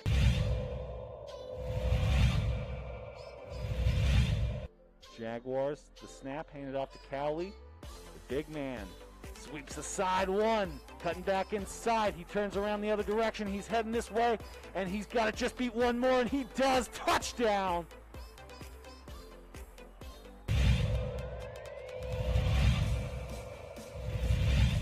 Ball. Barella in the serve. There's a dig. Boom, the kill shot. Number 6. I tell you what, man, Morgan Torres on the kill shot. All right, continued reaction to the Terry Wilson conversation, as well as you got a Final Four. Let's go straight to it. 505-246-0610. Two lines open. Jerome, good morning. You're on the Quan's Auto Care Hotline. Hi, Jerome. Hey, morning, guys. Hey, today is a good day for me. I'm celebrating a birthday, but I wanted to give thanks for all the stuff that I'm looking forward to. We have our first high school basketball game coming up tomorrow, and I'm super excited for the girls and just that they get to get out there on the basketball court and do something, play a sport. We're going to be shorthanded because we're a small school, so we have girls playing volleyball. So we're going to tackle our first district game with 5 young ladies, and they've been practicing hard and they're going to be ready to go. So I'm thankful for that. Hey, I'm also thankful for you guys. Our previous caller said this is the Lobo station. Well, Jeff, JJ, you guys helped make it the Aggie station too by interviewing Coach Jans and Coach Martin, and I really appreciate all of that stuff. And you know what? I'm in first place in my pool, man. I have 3 out of the 4 Final Four teams, and first place. I'm going to bring it all the way home with Gonzaga winning the whole thing. But you guys make my mornings. I love listening to you guys, and I thank you very much, and you start my day off really well. So you guys have a good one, and I will talk to you soon. Bye. Thanks, Jerome. You want to guess which one he doesn't have in the Final Four? You want to guess? I bet I know. He's got the UCLA. 2 ones and the 2. Yeah, he doesn't have UCLA. Rudy, good morning. How you doing? Oh, I don't know. I don't think you should let a 65-year-old guy wait online that long because I walked away from the phone at least 5 times. Well, don't know what to tell you. Glad you're there. Attention deficit disorder hits at any age, apparently. Really tough game last night. My heart always sinks when I see Vern Harris come out on the floor as a referee. I just don't trust the guy, and I don't know. It was played at a much different level physically than all the other games that I watched. And hey, Rudy, by design or what? You're going to hate this, but the music's... I'm going to hold you through the top of the hour and let you finish. You're going to hate having to sit on hold, but Bobcat played the music with a hard break. So I'm going to hold you through the break and let you finish on the other side. So walk away from the phone And I want to hear about Vern Harris and Michigan, the UCLA game. 30. Rudy's, I feel bad about that. Actually, I really do. All right, more from you on the new Lobo quarterback. You got a Final Four that includes an 11 seed, 10. UCLA. They're underdogs, JJ. It's the opening drive on 95.9 FM and AM 670 Sports Animal. Clear, thank you. 7 seconds left. People are stunned. There's just so much scoring on this game. Will the Hawks be able to respond with a big play? There's a fake on the right side. He's got an open field. Oh my gosh, and just like that, holy cow, amazing. Just like that, the Hawks score. Number 2, Caden Valdez on the right side.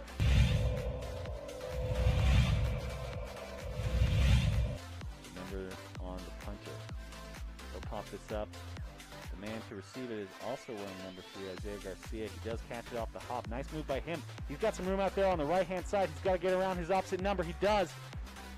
Gets one block in. He gets around the last guy. Can he get in? And there's the first points for the Manzano Monarchs. Isaiah Garcia all the way here from his own 45.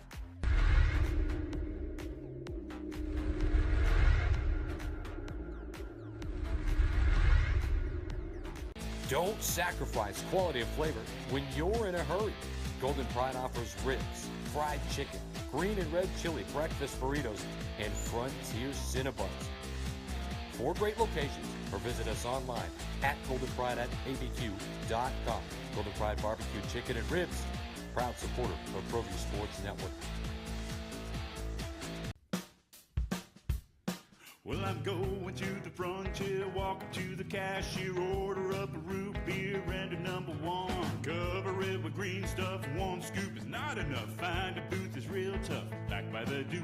Meet my family, meet my friends in the quirkiest restaurant I have ever been. All of Albuquerque's favorite spot, it's the Frontier Restaurant. The Frontier Restaurant is a proud supporter of ProView Networks. Are you sure we're supposed to be doing this? Don't worry, I've watched him do it 1,000 times. Come on, what's the worst that can happen? No! Bad dog! Hi, welcome to Car Crafters. What happened? Don't worry, we'll make it like it never happened. Car Crafters, it's like it never happened. Car Crafters is a proud supporter of ProView Networks.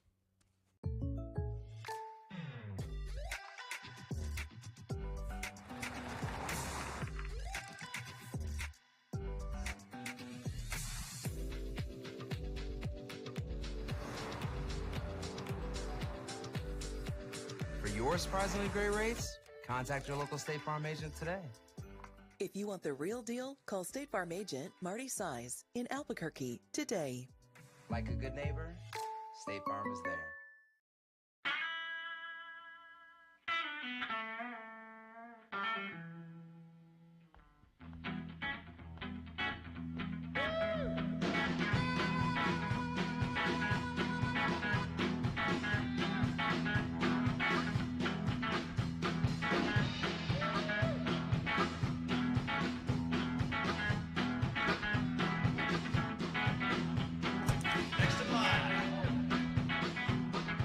Rudy's is a proud supporter of ProView Networks.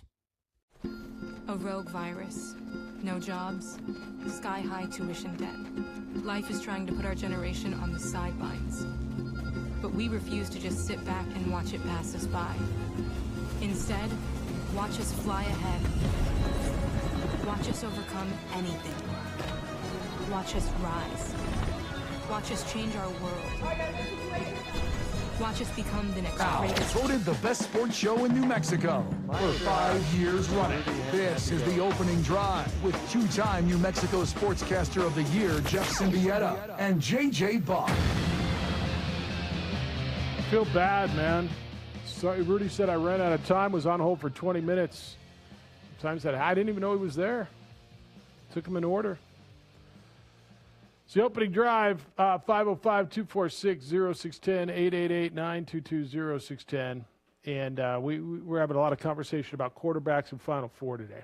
Final Four is set, the men's side and the women's side. Gonzaga will play UCLA, Baylor, and Houston. Last night, South Carolina on the women's side earned their way into the ladies' Final Four with a 62-34 thrashing of Texas. Stanford, Pac-12, beat Louisville 78-63, so they advanced to the final. Two Pac-12 teams in the Final Four on the ladies' side, one on the men's side. The Conference of Champions is back, JJ. Where's Bill Walton? Someone check in on him. He's been telling you this was coming, and here we are. Hired 5 Pac-12 teams in the Final Four. Conference of Champions. He's riding his bike somewhere, and he's very happy. All right, so you can get in at 505-246-0610. You can get in on any of that. We had a conversation with Terry Wilson, the new Lobo quarterback who transferred in from the University of Kentucky. You'll be able to listen to that. It'll be on our Facebook page, The OD and The AM, later on today. It's where you can watch the show. Look at Aaron is driving this thing with no help now, JJ. Like there's no co-pilot anymore. Jay Poles just let him, all right, here's the buttons. I got to go eat. I'm out of here. I'm done with these 80-hour weeks. You're on your own, bro. Drive it yourself. So far, so good. He's on by himself. Bobcat's taking your calls on the radio side. Yeah, we haven't crashed the ship yet. I guess for those who didn't, and people are joining us throughout the morning, obviously, for those who didn't hear Terry Wilson, I think, I'll tell you what I got out of it. It sounded like a very mature, thought-out quarterback who is quietly confident and won at the SEC level, JJ, and a young man who's got a daughter who is in his 6th year of eligibility, granted because of the pandemic, which is something that doesn't normally happen, and just a situation where it feels like you're getting a calming leader who knows how to win into a program that probably needs to learn how to win. Yeah, well, so the list, when you're going through the transfer portal and you're going to scroll and scroll and scroll and scroll and scroll, when you're looking at either it's basketball or the football side, it was a name that popped out to me. I was like, oh, Terry Wilson's in a transfer portal. I never put it together that he'd end up at the University of New Mexico, but I really like his game. You look at his athleticism overall. He completed 65% of his passes in the SEC. He won at Florida as a sophomore. He's had that experience in big moments against good defenses. And just listening to him talk, how he carries himself, how he views his role as a quarterback. Yes, he's got to go out there and make plays, help his team win. But as a leader, as someone bringing experience in the quarterback room and then within the entire offense, I like the way he sounds. I like the way he carries himself. I'm really excited to see him working this offense. And this is a really good addition for the University of New Mexico. I think he's going to fit in very nicely at UNM. He's going to play well within the Mountain West Conference. And what it's telling you is this staff going into year 2 says, you know what? We're a little bit closer to those 6 wins than I think they anticipated, given the fact you can bring back 14 super seniors, the way they played to end the season. I think it was a moment of we can do something if maybe we can get a little more experience at the quarterback position, because you know the uncertainty that position has been for UNM, and here they go. Maybe we can win now. Yeah, and what does win mean? I mean, Daniel tell you he wants to compete for a championship, and that's fine. But does win mean go 6-6 and get to a bowl game, 7-5, 8-4? I mean, I don't know. Everybody else is going to get better, but I tell you, I look at a schedule, and there's 2 or 3 non-conference games that you feel you can win, and I know you feel you can win games in your division. This was a league that a few years ago we looked at this division and said, wow, I mean, everybody's so good, and Colorado State was winning 10 games. Colorado State is in a rebuild, right? I don't think you didn't get to play them last year, but I don't think you feel like you can't beat them. You beat Fresno State last year, and you beat Wyoming last year. Those programs were absolutely ahead of you, and I look at the turnaround of San Jose State, and there were a lot of pieces to what San Jose State did.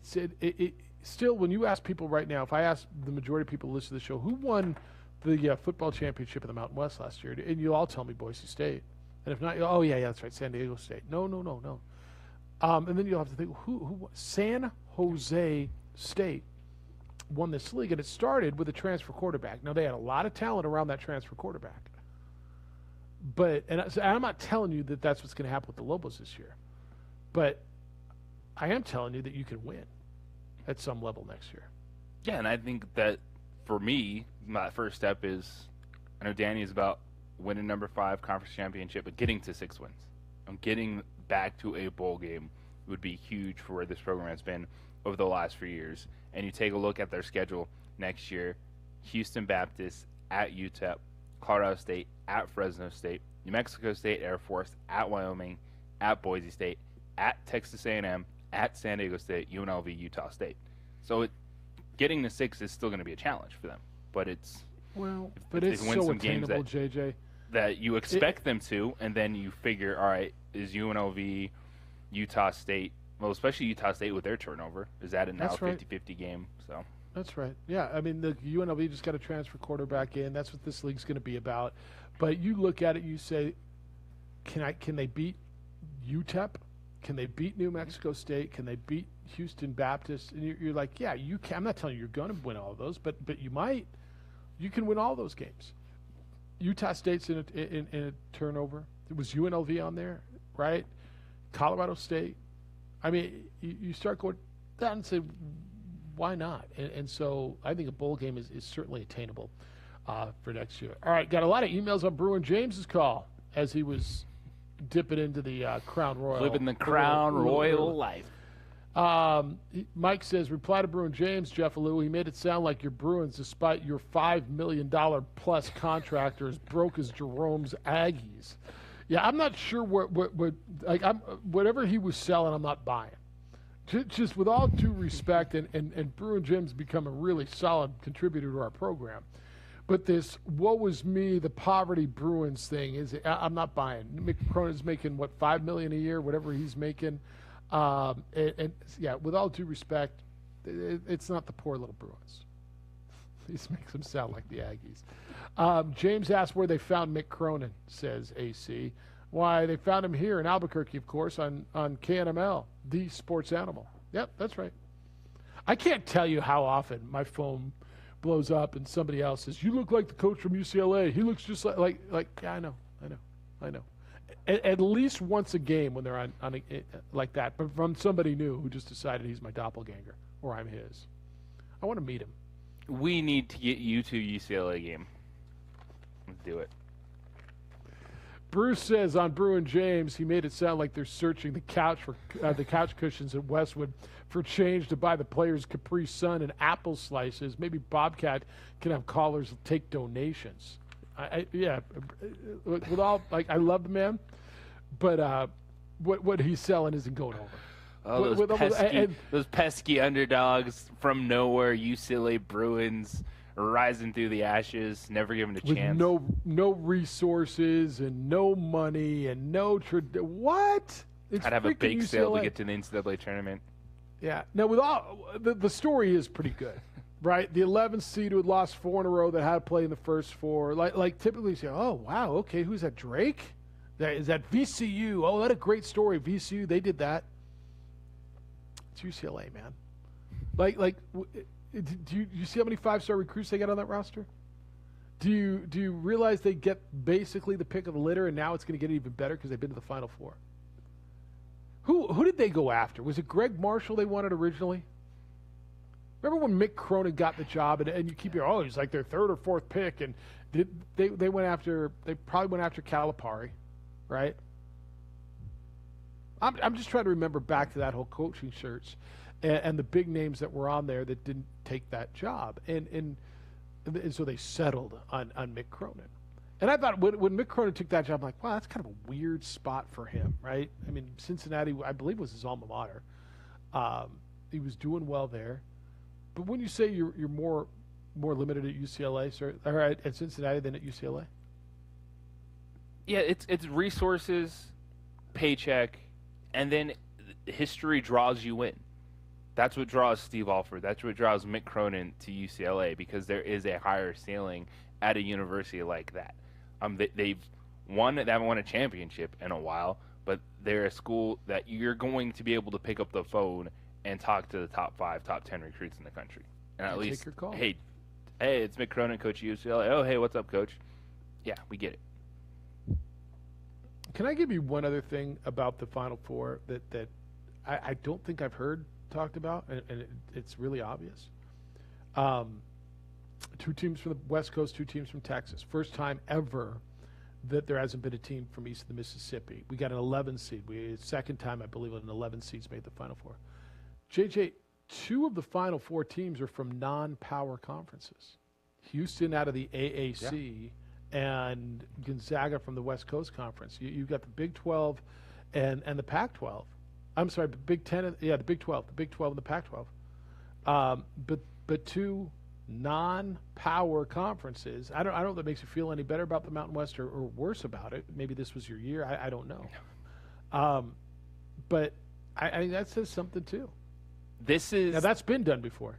This is the carrot. This is the hope that is always there with the NCAA tournament. More times than not, when you get to this point in the tournament, we know who's going to be there.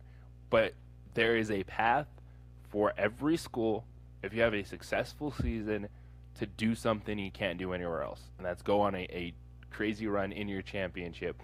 NCAA tournament is showing that out with what Houston is doing. We know Gonzaga. They're name brand school. But the opportunity is there. Get hot at the right time, you can go on a run. Yeah, and Houston's done it. Houston, we talk so little about Houston. They've been impressive, but they're against a Baylor team that's been very impressive. When we sat here in December and January, didn't we all think it was Gonzaga and Baylor that were headed at each other in the final? 2 best teams in the country. I think Michigan kind of slid up. Oh, look at Michigan. Then Livers went down. But when we said there were 2 teams above everybody, wasn't it these 2? Yeah, before the COVID pause for Baylor, they were teams that set themselves apart. And there was, to your point, the Michigan, there's Illinois, the run late, jumped up, but these are the 2 teams that have been the constant all year. And they were supposed to play each other, and COVID stopped that game, and they rescheduled it, I want to say twice. I never got to play that game, and they may get to play it next Monday night. All right, 505-246-0610 or 888-922-0610. Gentlemen, how are you feeling?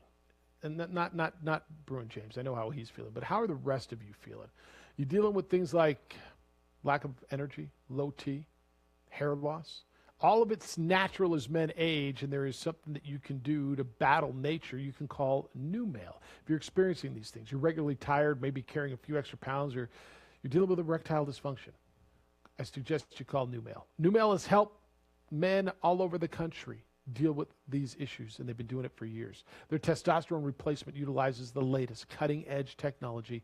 Men all over the country have benefited from this, and they feel better. The number is 505-652-1688, or you can visit NuMale at NUMALE.com. Guys, NuMale's convenient. They're right here in Albuquerque. The process is comfortable. It starts with your phone call all the way through the treatment. NuMale guides you through the process. And the best part about this whole thing is the results are absolutely real. 505-652-1688. That's the number, 505-652-1688. Don't put it off anymore, guys. Take care of you. Visit NuMale.com or call 505-652-1688 and feel better. Generation. Calling all football players, are you looking to develop your skills this season? It's never too late or too early to put in the work. Coach Carl Barrere and the Air Barrere program at 8 Grady's Performance Center provide comprehensive position training for aspiring football players at all levels. Whether you're looking to increase your speed, gain strength, or hone your skill, we train all positions with a team of experienced coaches who know what it takes to succeed at all levels from Yaffle to college. Check us out at 8gradys.com to learn more and sign up for training today. Jackson Compaction wants to help you keep your green and keep the community green as well. Jackson Compaction has worked hard to maintain the same prices since day one. Always easy and painless trash removal with professional crews and quality service. If it's non-hazardous waste, debris, or trash on your land, leave it to us. At Jackson Compaction, we're dedicated to ensuring the conservation of our environment. You trash it, we smash it. Jackson Compaction, we've earned a reputation for great results. Hi, I'm Staff Sergeant Hayes. I'm with the New Mexico Army National Guard, and I'm from Tucson, Arizona. Hi, I'm Staff Sergeant Greg Martinez. I'm with the New Mexico Army National Guard, and I'm from Santa Fe, New Mexico. Hi, I'm Marilena Fernandez. I'm with the New Mexico Army National Guard, and I'm from Santa Fe, New Mexico. The New Mexico Army National Guard is a proud supporter of New Mexico high school athletics.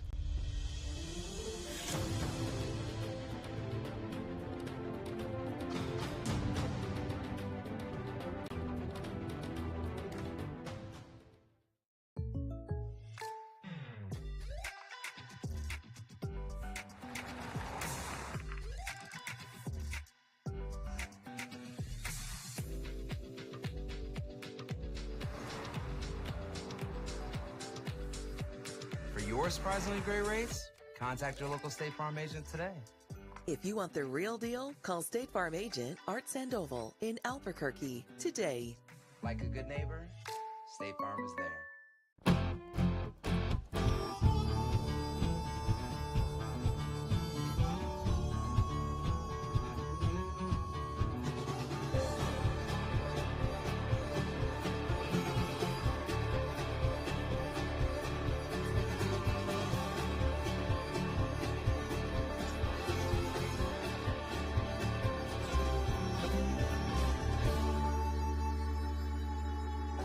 Next in line.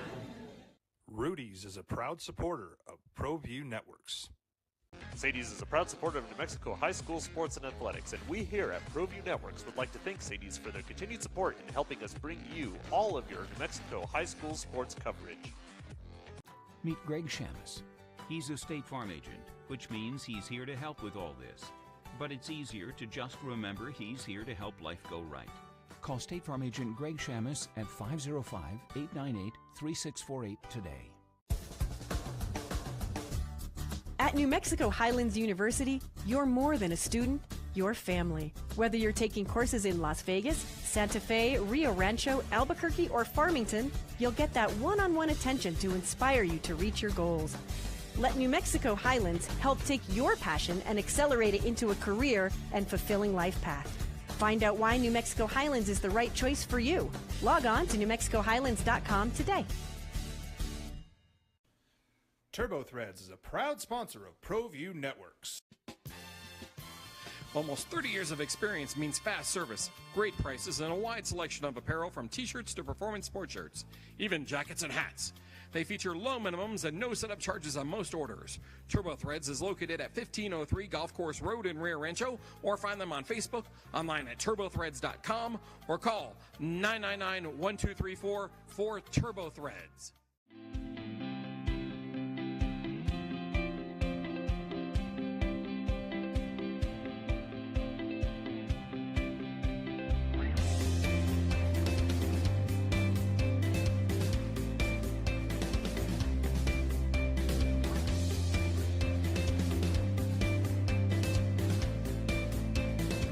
Plan your adventure at WNMU.edu.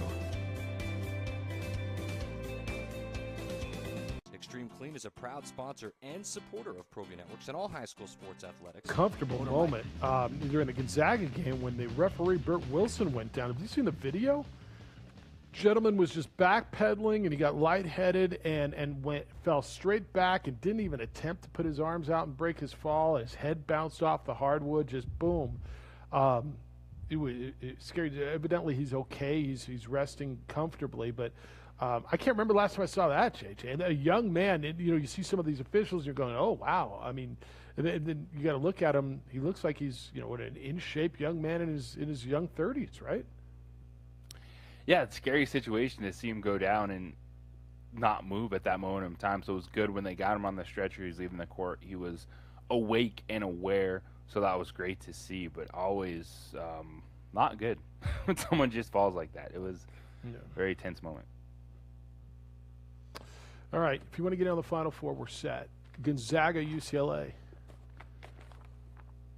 Houston, Baylor. Texas on one side, West Coast on the other side. What are people on the East Coast doing?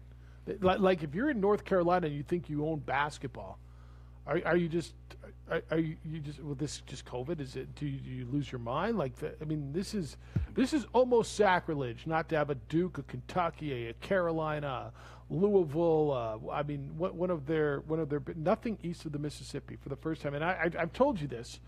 I will openly root for Western teams. I grew up on the West Coast. I live in the Western United States. I hate the East Coast bias. I believe the East Coast bias is real, but I also believe the East Coast bias for many years has proven to have validity to it. The people, us living in the Western United States, needed this. This is our Final Four. We take ownership of this tournament. You can watch if you'd like. But the reality is there are things that exist east of the Mississippi, outside of the Eastern time zone. It is true. Yeah, no, I think it's wonderful, and you know, I look forward to talking to Jerry about it tomorrow. Jerry Palm will be with us from CBS Sports tomorrow at 8:30, and you know, certainly his last call when he was, and look, Jerry's a Big Ten guy, went to Purdue, lives in Indiana, works for the national network. It is East. You know, I've gotten 2 texts this morning, Ralph in San Diego and Mo here, about East Coast bias. It's not going away.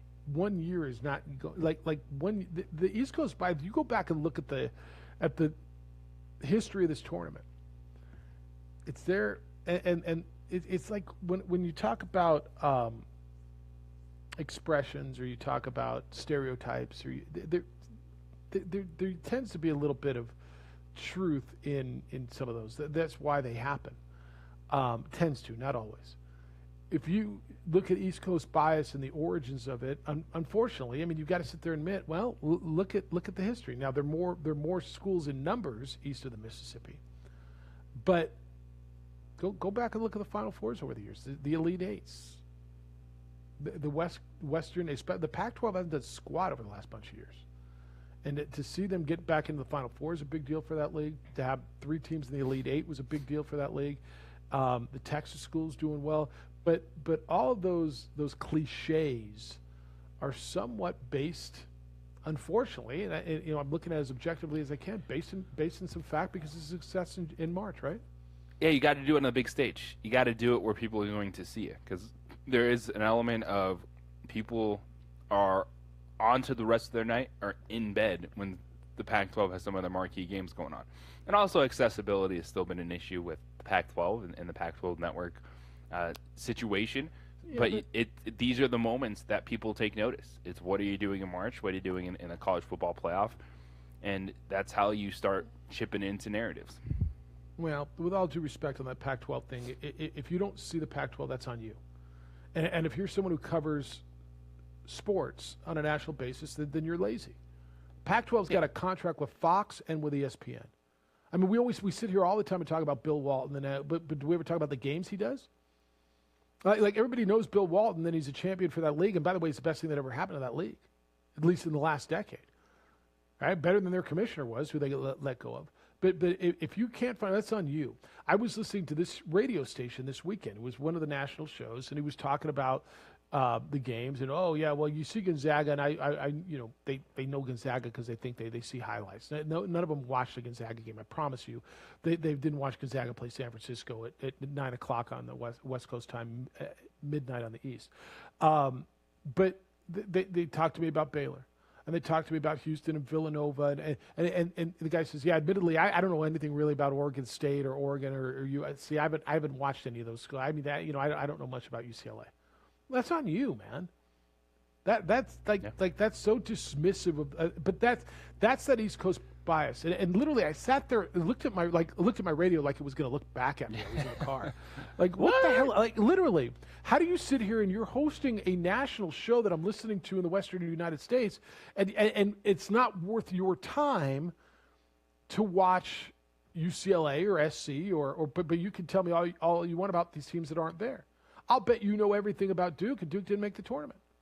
You could probably tell me about Kentucky's freshmen who didn't compete well in the SEC this year. And so, to me, it's lazy. Look, I get the intricacies, and it sucks. That game started, the UCLA game, started at 7:57 our time, 8 o'clock. So it starts, even on the national scale last night, that game started at 10 o'clock on the West Coast. I'm sorry, on the East Coast. It ended, at about 9:30, 9:45 our time? I mean, that's late. Like, I get it. Yeah, but they sure as heck would know if it was Duke or if it was Villanova. I promise you. It was or the Syracuse freaking Yankees and Red Sox. Yeah. Which would only be in the 9th inning right now if that game started at that time. We'd still be going through another damn pitching change and some guy scratching himself in the 8th inning. Oh, you're right. It's a 6 to 7 hour game. So it gets to me where it's lazy to me. It just is. You know, it brings me to the whole journalism thing and what it is. But hey, I got a question for you. This is totally off the beaten path. And I don't want this to come off as I used to do it, and this is how I did it, okay? Although it might. And it's not, I don't want it to come off as old man, get off my rocks. When you're watching local news, okay, do you want to see, like you watch news in this town, you watch local highlights, do you want to see your, like just the highlights of your guys? So here's a McQuatch-Malawatch bucket, and here's Saquon Singleton, and here's Byron Matos, and so you show me five highlights of your guys, but they lost the game by 16 points. Or do you want to see the story of the game? Well, how'd they lose? Like, do you want to, and then there's a random bucket of a guy that you don't name the guy from the other team. Late for break. I want Lobo baseball highlight. Here's a Lobo home run in the 3rd inning, and they lose 13-5. Tell me when we come back. When you watch local, do you want to see the story? Or do you want to see the just the local angle? I'm kind of curious of what you think. It's the opening drive. We're on ProView Networks. Late for break on 95.9 FM and AM 610, the Sports Animal. McLean and Extreme Clean specialize in carpet cleaning for apartment, realty, business, and residential clients. With over 20 years experience, attention to detail and quality customer service matters. For more information, give them a call, 505-221-6440, Extreme Clean.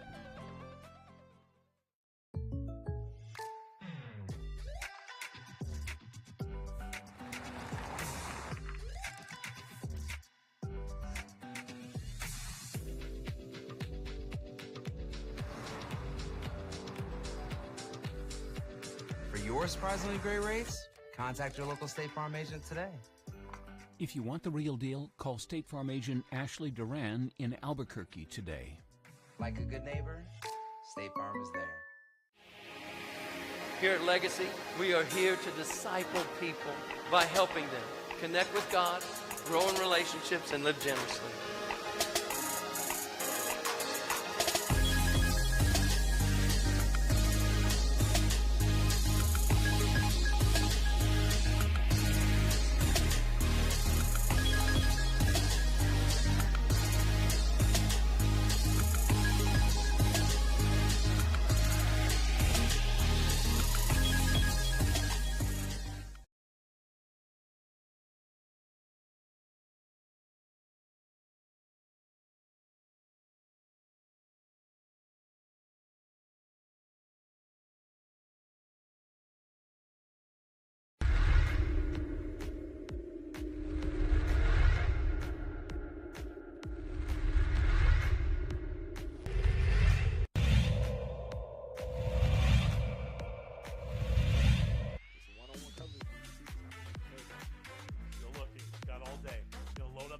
Wide open, Jaden Phillips. Oh, he shattered him like dirty laundry into a hamper.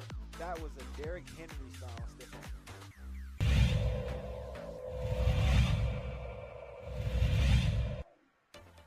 Motion, there's Winnikoff. Lane, it looks like Winnikoff's wide open over here, but he's threatened on the play. That was Jaden Brown, and he's going to have to just chuck this one up, and that's a touchdown! Wow! I can't believe he was in position for that play.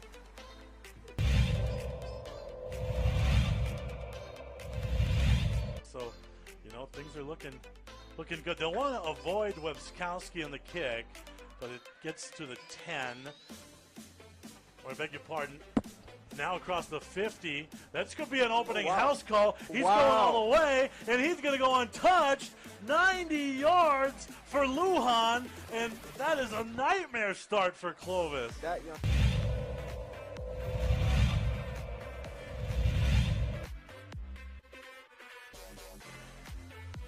Nice serve by Moore. Wow. Outstanding work. The middle blocker, Haley Areola.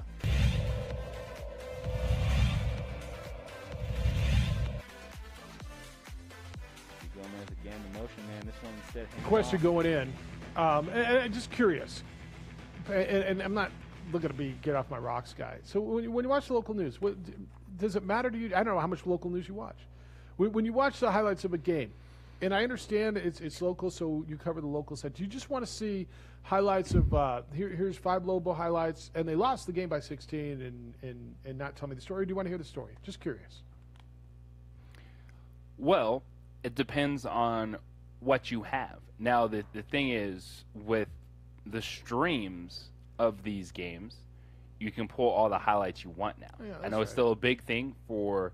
I see my guys out there all the time. You know, our buddies popping in, filming an inning or two, hoping something happens, and sometimes that's what you'll left with that. Like maybe you only have that highlight.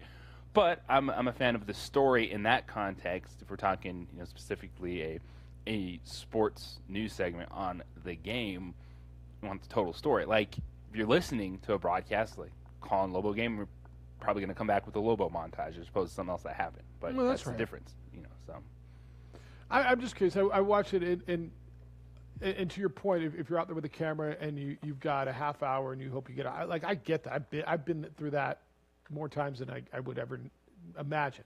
But when you're pulling a game from the road and you're recording the whole game, I'm just curious. For me, when I'm watching, I want the story, and if that happens to be the other guys beat us by 20, I guess I want to know what happened. Damn, all right, God, you just showed me 5 highlights. We must have been good. Oh, we lost by 18.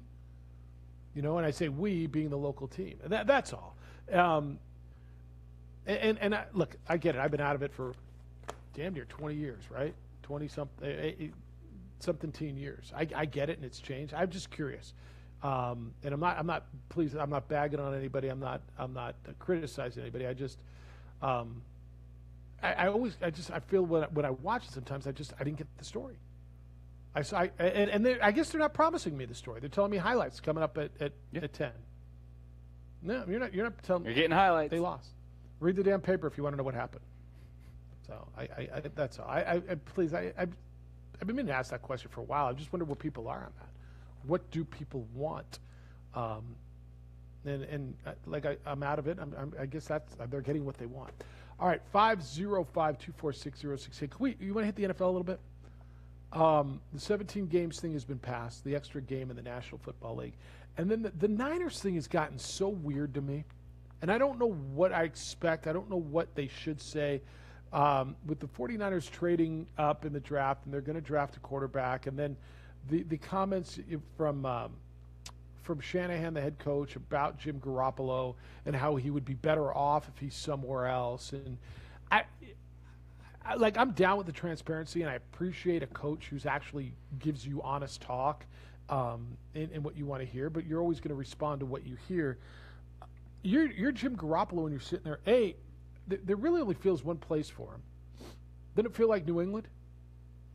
Like where else feels like the right place? And I don't even think it's necessarily New England anymore. Like I think Chicago could be a landing spot for him. I think any team that's on the cusp. Yeah, he's better than Andy Dalton.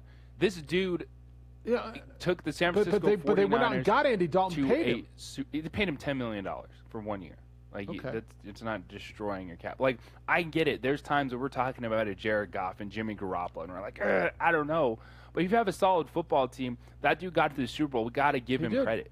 He did. We have to give him credit. And the Bears are a similar team. And then that's why I'm looking at San Francisco, and I'm going, are you just looking at trying to extend your window, making a move like this, get a young guy that rookie contract, open that 5-year window?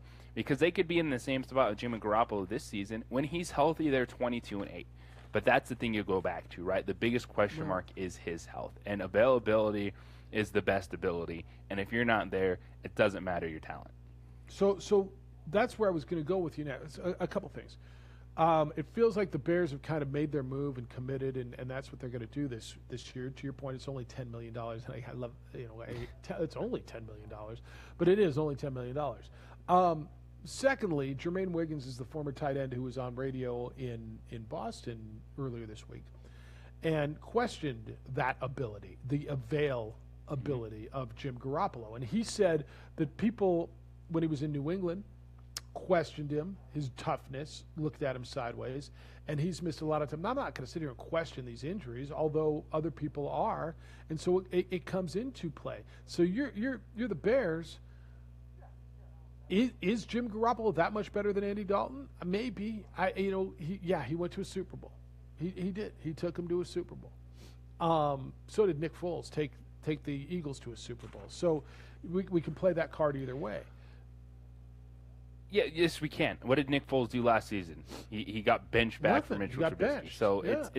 And I do think this is the challenge of the quarterback conversation, because I think you never want to stop looking for a quarterback in the NFL because it is such an important position. But I think we get stuck as a whole, as a collective, making good quarterbacks bad quarterbacks just because they're not Aaron Rodgers or Patrick Mahomes. Like we're sitting. Oh, why would you want Jimmy Garoppolo on your roster? Jared Goff, get out of here. Like I think we get caught in that trap far too many times recently talking about quarterbacks. Well, we set a standard that is really, really high. Yeah, we also make marginal quarterbacks very highly paid quarterbacks because they took them to a Super Bowl one year. They had that one good year. I mean, we overreact both ways. I mean, all of a sudden, Nick Foles, how come he's not starting? Holy smokes, the Jacksonville Jaguars signed him. He's going to be the savior down there. Well, that didn't work. Well, he's going to be the savior with the Bears. That didn't work. I mean, Nick Foles, God bless him, you're never going to be able to take that away from him, right? He had the 1 year we had one interception, and then he went to Super Bowl, and he had a ring, and he won a Super Bowl. He was terrific. You can never, but Nick Foles is to your point, a backup quarterback in the NFL. You use that expression all the time. It's what he is. He won a Super Bowl. Yeah, I'm that's what I'm saying is, you look at the overall body of work, and Nick Foles he hit his ceiling. I think Jim Garoppolo is still a good quarterback for a team in that situation, like a Chicago, like a San Francisco. I think they could be really successful, but they feel like they've seen, I guess, the best out of Jim Garoppolo, and so is that the indictment on him overall then? So and that makes me read between the lines. Yeah. Okay? And when I hear Jermaine Wiggins say what he said, who was a teammate of him, and then I watch what's happening there, to your point, they are that team that you're talking about. Jim Garoppolo is a good quarterback in a good situation. Well, hell, give me a better situation than them. And they're with the guy every day, and they're the ones going, yeah, this isn't working. He's not our guy. Well, what does that tell you if you read between the lines? If the place where he is every single day is saying, no, we'd rather go into the draft, we'd rather trade all this capital to trade up to number 3 to get Justin Fields or whoever it's going to be, then what is that? So now you're the Bears, and you're going, God, they got him and they don't want him, and he took him to a Super Bowl. They don't want him with all that. Why do I want him? Yeah, and these are the questions back and forth that you're going through in the front office. And I think San Francisco is in a good position where they would be fine if Jim G is their starting quarterback this year, or if something opens up and they move on from him. Because you're taking a quarterback at number 3. You don't make that move up there to go anywhere other than a quarterback. So we do see that. But it's one just overall, like the position, we're scrutinizing, we're talking about it. I get it, but I think that it's a Baker Mayfield type of quarterback. Like, you're going to get a lot of money, but are you a dude that's going to win a championship? And that's always a question. Are we just hitting the ceiling where you can only go so far? Well, if that's the case, there's still only like 3 quarterbacks in this league then that you are ever going to think you're going to win a Super Bowl. Yeah, look, I get it. That standard is really high, and everybody's aiming towards that standard. Now, you'd love you a Matt Ryan, right? Wouldn't you like to have that for a while and have a chance? You'd love a Russell Wilson. Obviously, you'd like a Dak Prescott. So I just – do you put Jim Garoppolo – he got to a Super Bowl. But I'm watching the guys who have him, and he's been there for 3 years, and they're turning their back on him. And these are guys, pretty cerebral, well-thought-out, well-respected football guys. And so what does that tell me? They got him. They paid him a lot of money. He took him to a Super Bowl, but yet they decided that they've got to go climb up to number 3 in the draft. What that's telling me is, damn, they've got everything. They got more than I got, and they don't want that guy, what the hell do I want him for? That's all I'm saying. When the man's known not about being a quarterback, but because he's so damn handsome, when he's Captain Handsome instead of being a great quarterback, I just, that's great. And I'll give me the ugly quarterback who can win. That's all. Oh, there's a good question. Has an ugly quarterback won? I'm sure that's got to be right. But did Nick Foles fall in that category? Who am I to judge a man's handsomeness? I mean, go all cowherd on it, talk about his chin and the way he looks. Terry Bradshaw, I guess he was a handsome man back in the day, right? I mean, no, you know what? Think about it, though. Who was the last ugly quarterback to win a Super Bowl? Wow. I don't know. You to tell each me. their own. I guess that's fair. But Captain Handsome, by the way, did not win a Super Bowl. He got to He it, didn't. He just got there. Didn't win. And I am with you. Your argument is very good about San Francisco and where they sit. I just think at times, us, the collective talking heads, sports people, get lost in the quarterback conversation. Yeah. And you can still be really good in this league with a good quarterback because, yeah, you always want to be chasing elite, but that's not always going to be there. But this is a situation where it feels like, though, San Francisco making that move to 3 does feel like, all right, this is good, but at 3 we could be elite. So there you go. Yeah, it feels like they're telling me, all right, he's good, but he's not good enough. Because we gave him a lot of money, we signed him, we locked him up, we traded for him, but we've had him here 3 years, and he's not our guy. Whether the guys in my locker room don't believe in him, or my coaching staff doesn't believe in him, or both. But what you're telling me, without saying it, and now they're kind of saying it, he needs to move on, is he can't do it. And I look at that team and I'm going, but damn, you've got so many weapons. You're that team that is the definition of, well, they're just a quarterback away. Well, then why do I want that quarterback? He's not the guy. That's what that's telling me. 505-246-0610. We're on ProView Networks and the opening drives on 95.9 FM and AM 610, the Sports Animal. Right through the depth. There's a space. Nice little hop there. Etrisco fans are on their feet, and for good reason, as that's a 41-yard touchdown. Jaden Cowley.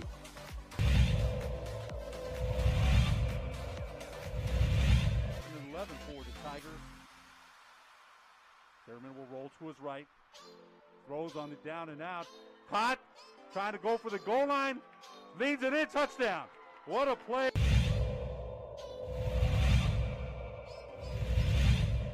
Jaguars, the snap handed off to Cowley. The big man sweeps aside one, cutting back inside. He turns around the other direction. He's heading this way, and he's got to just beat one more, and he does. Touchdown.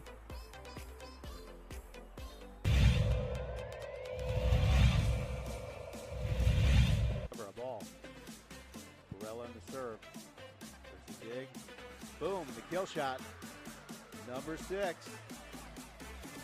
I tell you what, man, Morgan Torres on the kill shot. 7 seconds left. People are stunned. There's just so much scoring on this game. Will the Hawks be able to respond with the big play? There's a fake on the right side. He's got an open field.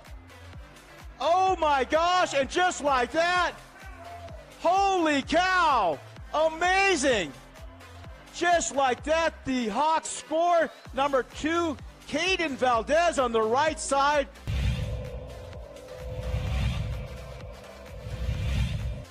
Number on the punter. He'll pop this up. The man to receive it is also wearing number 3, Isaiah Garcia. He does catch it off the hop. Nice move by him. He's got some room out there on the right-hand side. He's got to get around his opposite number. He does. Gets one block in. He gets around the last guy. Can he get in? And there's the first points for the Manzano Monarchs. Isaiah Garcia all the way here from his own 45.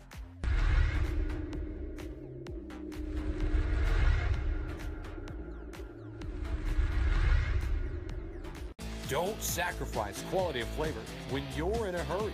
Golden Pride offers ribs, fried chicken, green and red chili breakfast burritos, and Frontier Cinnabons.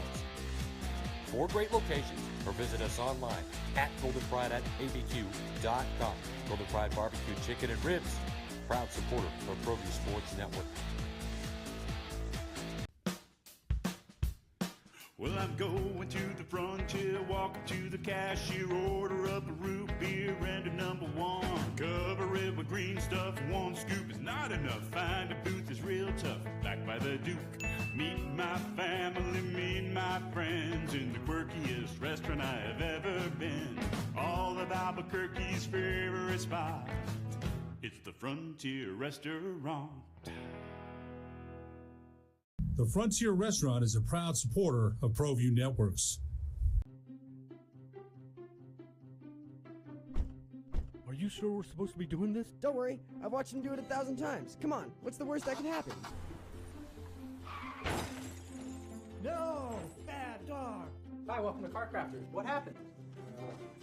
Don't worry, we'll make it like it never happened. Car Crafters, it's like it never happened. Car Crafters is a proud supporter of ProView Networks.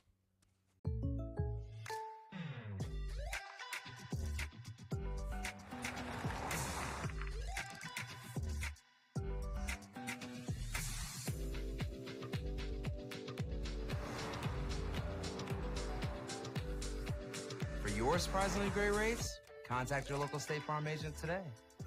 If you want the real deal, call State Farm agent Marty Size in Albuquerque today. Like a good neighbor, State Farm is there.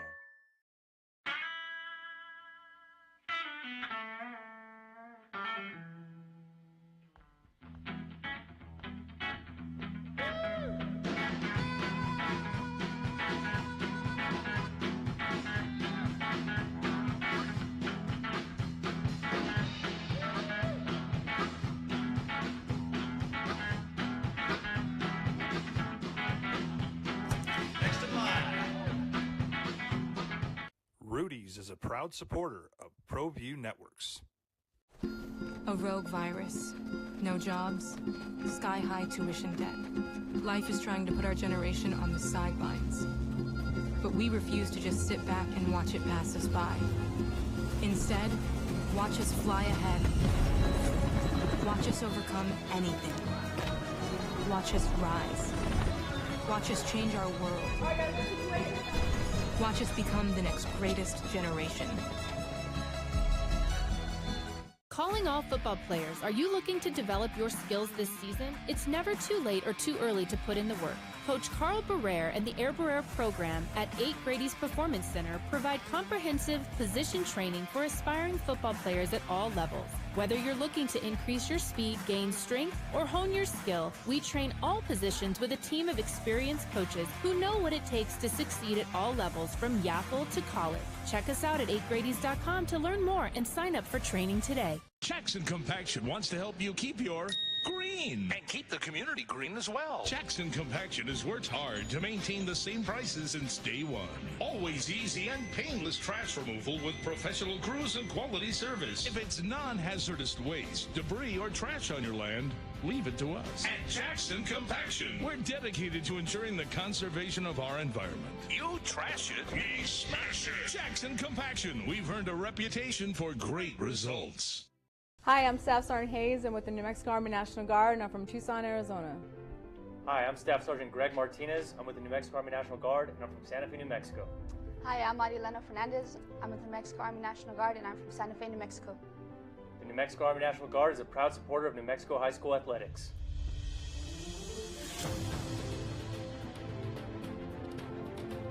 News. Bobcat just sent me this. He got an alert. It is absolutely not sports related. But starting Monday, I mean, Bob, tell me if I'm getting this right. Anybody 16 years of age and over will be eligible for the COVID vaccine in our state, which is a big deal. Yeah, that's what the Journal just reported. Okay. So abqjournal.com and check out the story. Or yeah. So go ahead. Go ahead. Yeah. No, I was gonna get people there as well. But I think that the big deal for you is if you want the vaccine, you've got to go and go into the portal and register And wait for it. But state health officials announced this morning that all residents 16 and older will be eligible for vaccines beginning Monday, April 5th, which is next Monday, because tomorrow's April already. And I guess providers around the state have been able to fill all the appointments for individuals and in all the authorized categories. So currently we're in phases 1A, B, and C. But beginning Monday, phase 2 will begin, and that's a big deal. So if it's what you want, and don't go get it. Go get it. 505-246-0610. I just, JJ, I want to close out my point on the quarterback thing with Garoppolo. I'm not telling you he's horrible. I'm telling you he's fine. And I don't think anybody's looking. What were we talking about? That was the Tim Miles thing, right? When you said, yeah, that'll be fine, right? I don't think anybody's looking for fine. And no one is looking for just fine, and that's why if you're San Francisco, you're in a position that they didn't think they would be in, to have a 12th pick and then ammunition to move up to number 3. And so you take that chance. You're striving for better than fine, absolutely. And it's the question too with a lot of these quarterbacks. It's on the teams. When we talk about these contracts, the teams are giving out the contracts, no one else. So if you don't feel a guy is worth it, you don't have to hand him that contract. You don't have to feel like, oh, I'm stuck in this corner. It's either you want to give him that money or not. You're making that decision, and then you have to deal with it after the fact. Yeah, he's got to earn the contract. The contract doesn't have to earn him, and meaning if you're going to give him a contract and market value, and this has been my argument, make sure his talent is market value as well, not just because he's one extra. Do you believe he's your guy? And yeah, these are tough decisions, and yeah, it's hard to start over. But your point is right. Let me read these emails. They came in response, and I think these 2 emails have gone a totally different direction when I asked you about the local news coverage, because I'm going to go to bat for the local news guys here. Gopher says, Jeff, it's worse with the high schools. They'll show a touchdown from the second quarter and tell you that as of the third quarter, the score was 21-17, but unless it's Rio Rancho or Mega Buck La Cueva, if it's a couple of Northwest New Mexico clubs, you'll never get the final score because the next day there's a different anchorette with a different set of irrelevant highlights, and she has no clue what was shown the night before. Look, let me tell you how hard that is. And I'll read you this one, too, because it's in the same thing. This is from Sid. He said, I've complained about it for years.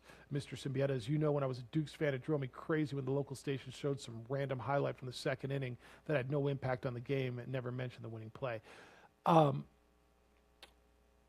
You got limited resources, and as a sports guy, you might be your only resource, and so you wrap up the early show, and you grab a burger on the way to the game, and you've got to put a camera on your shoulder, and whether you're going to the baseball game and you've got time to be there for 3 innings and hope you get something, because you've got to go back and you have to write your show and you have to edit your show and try put your whole thing together.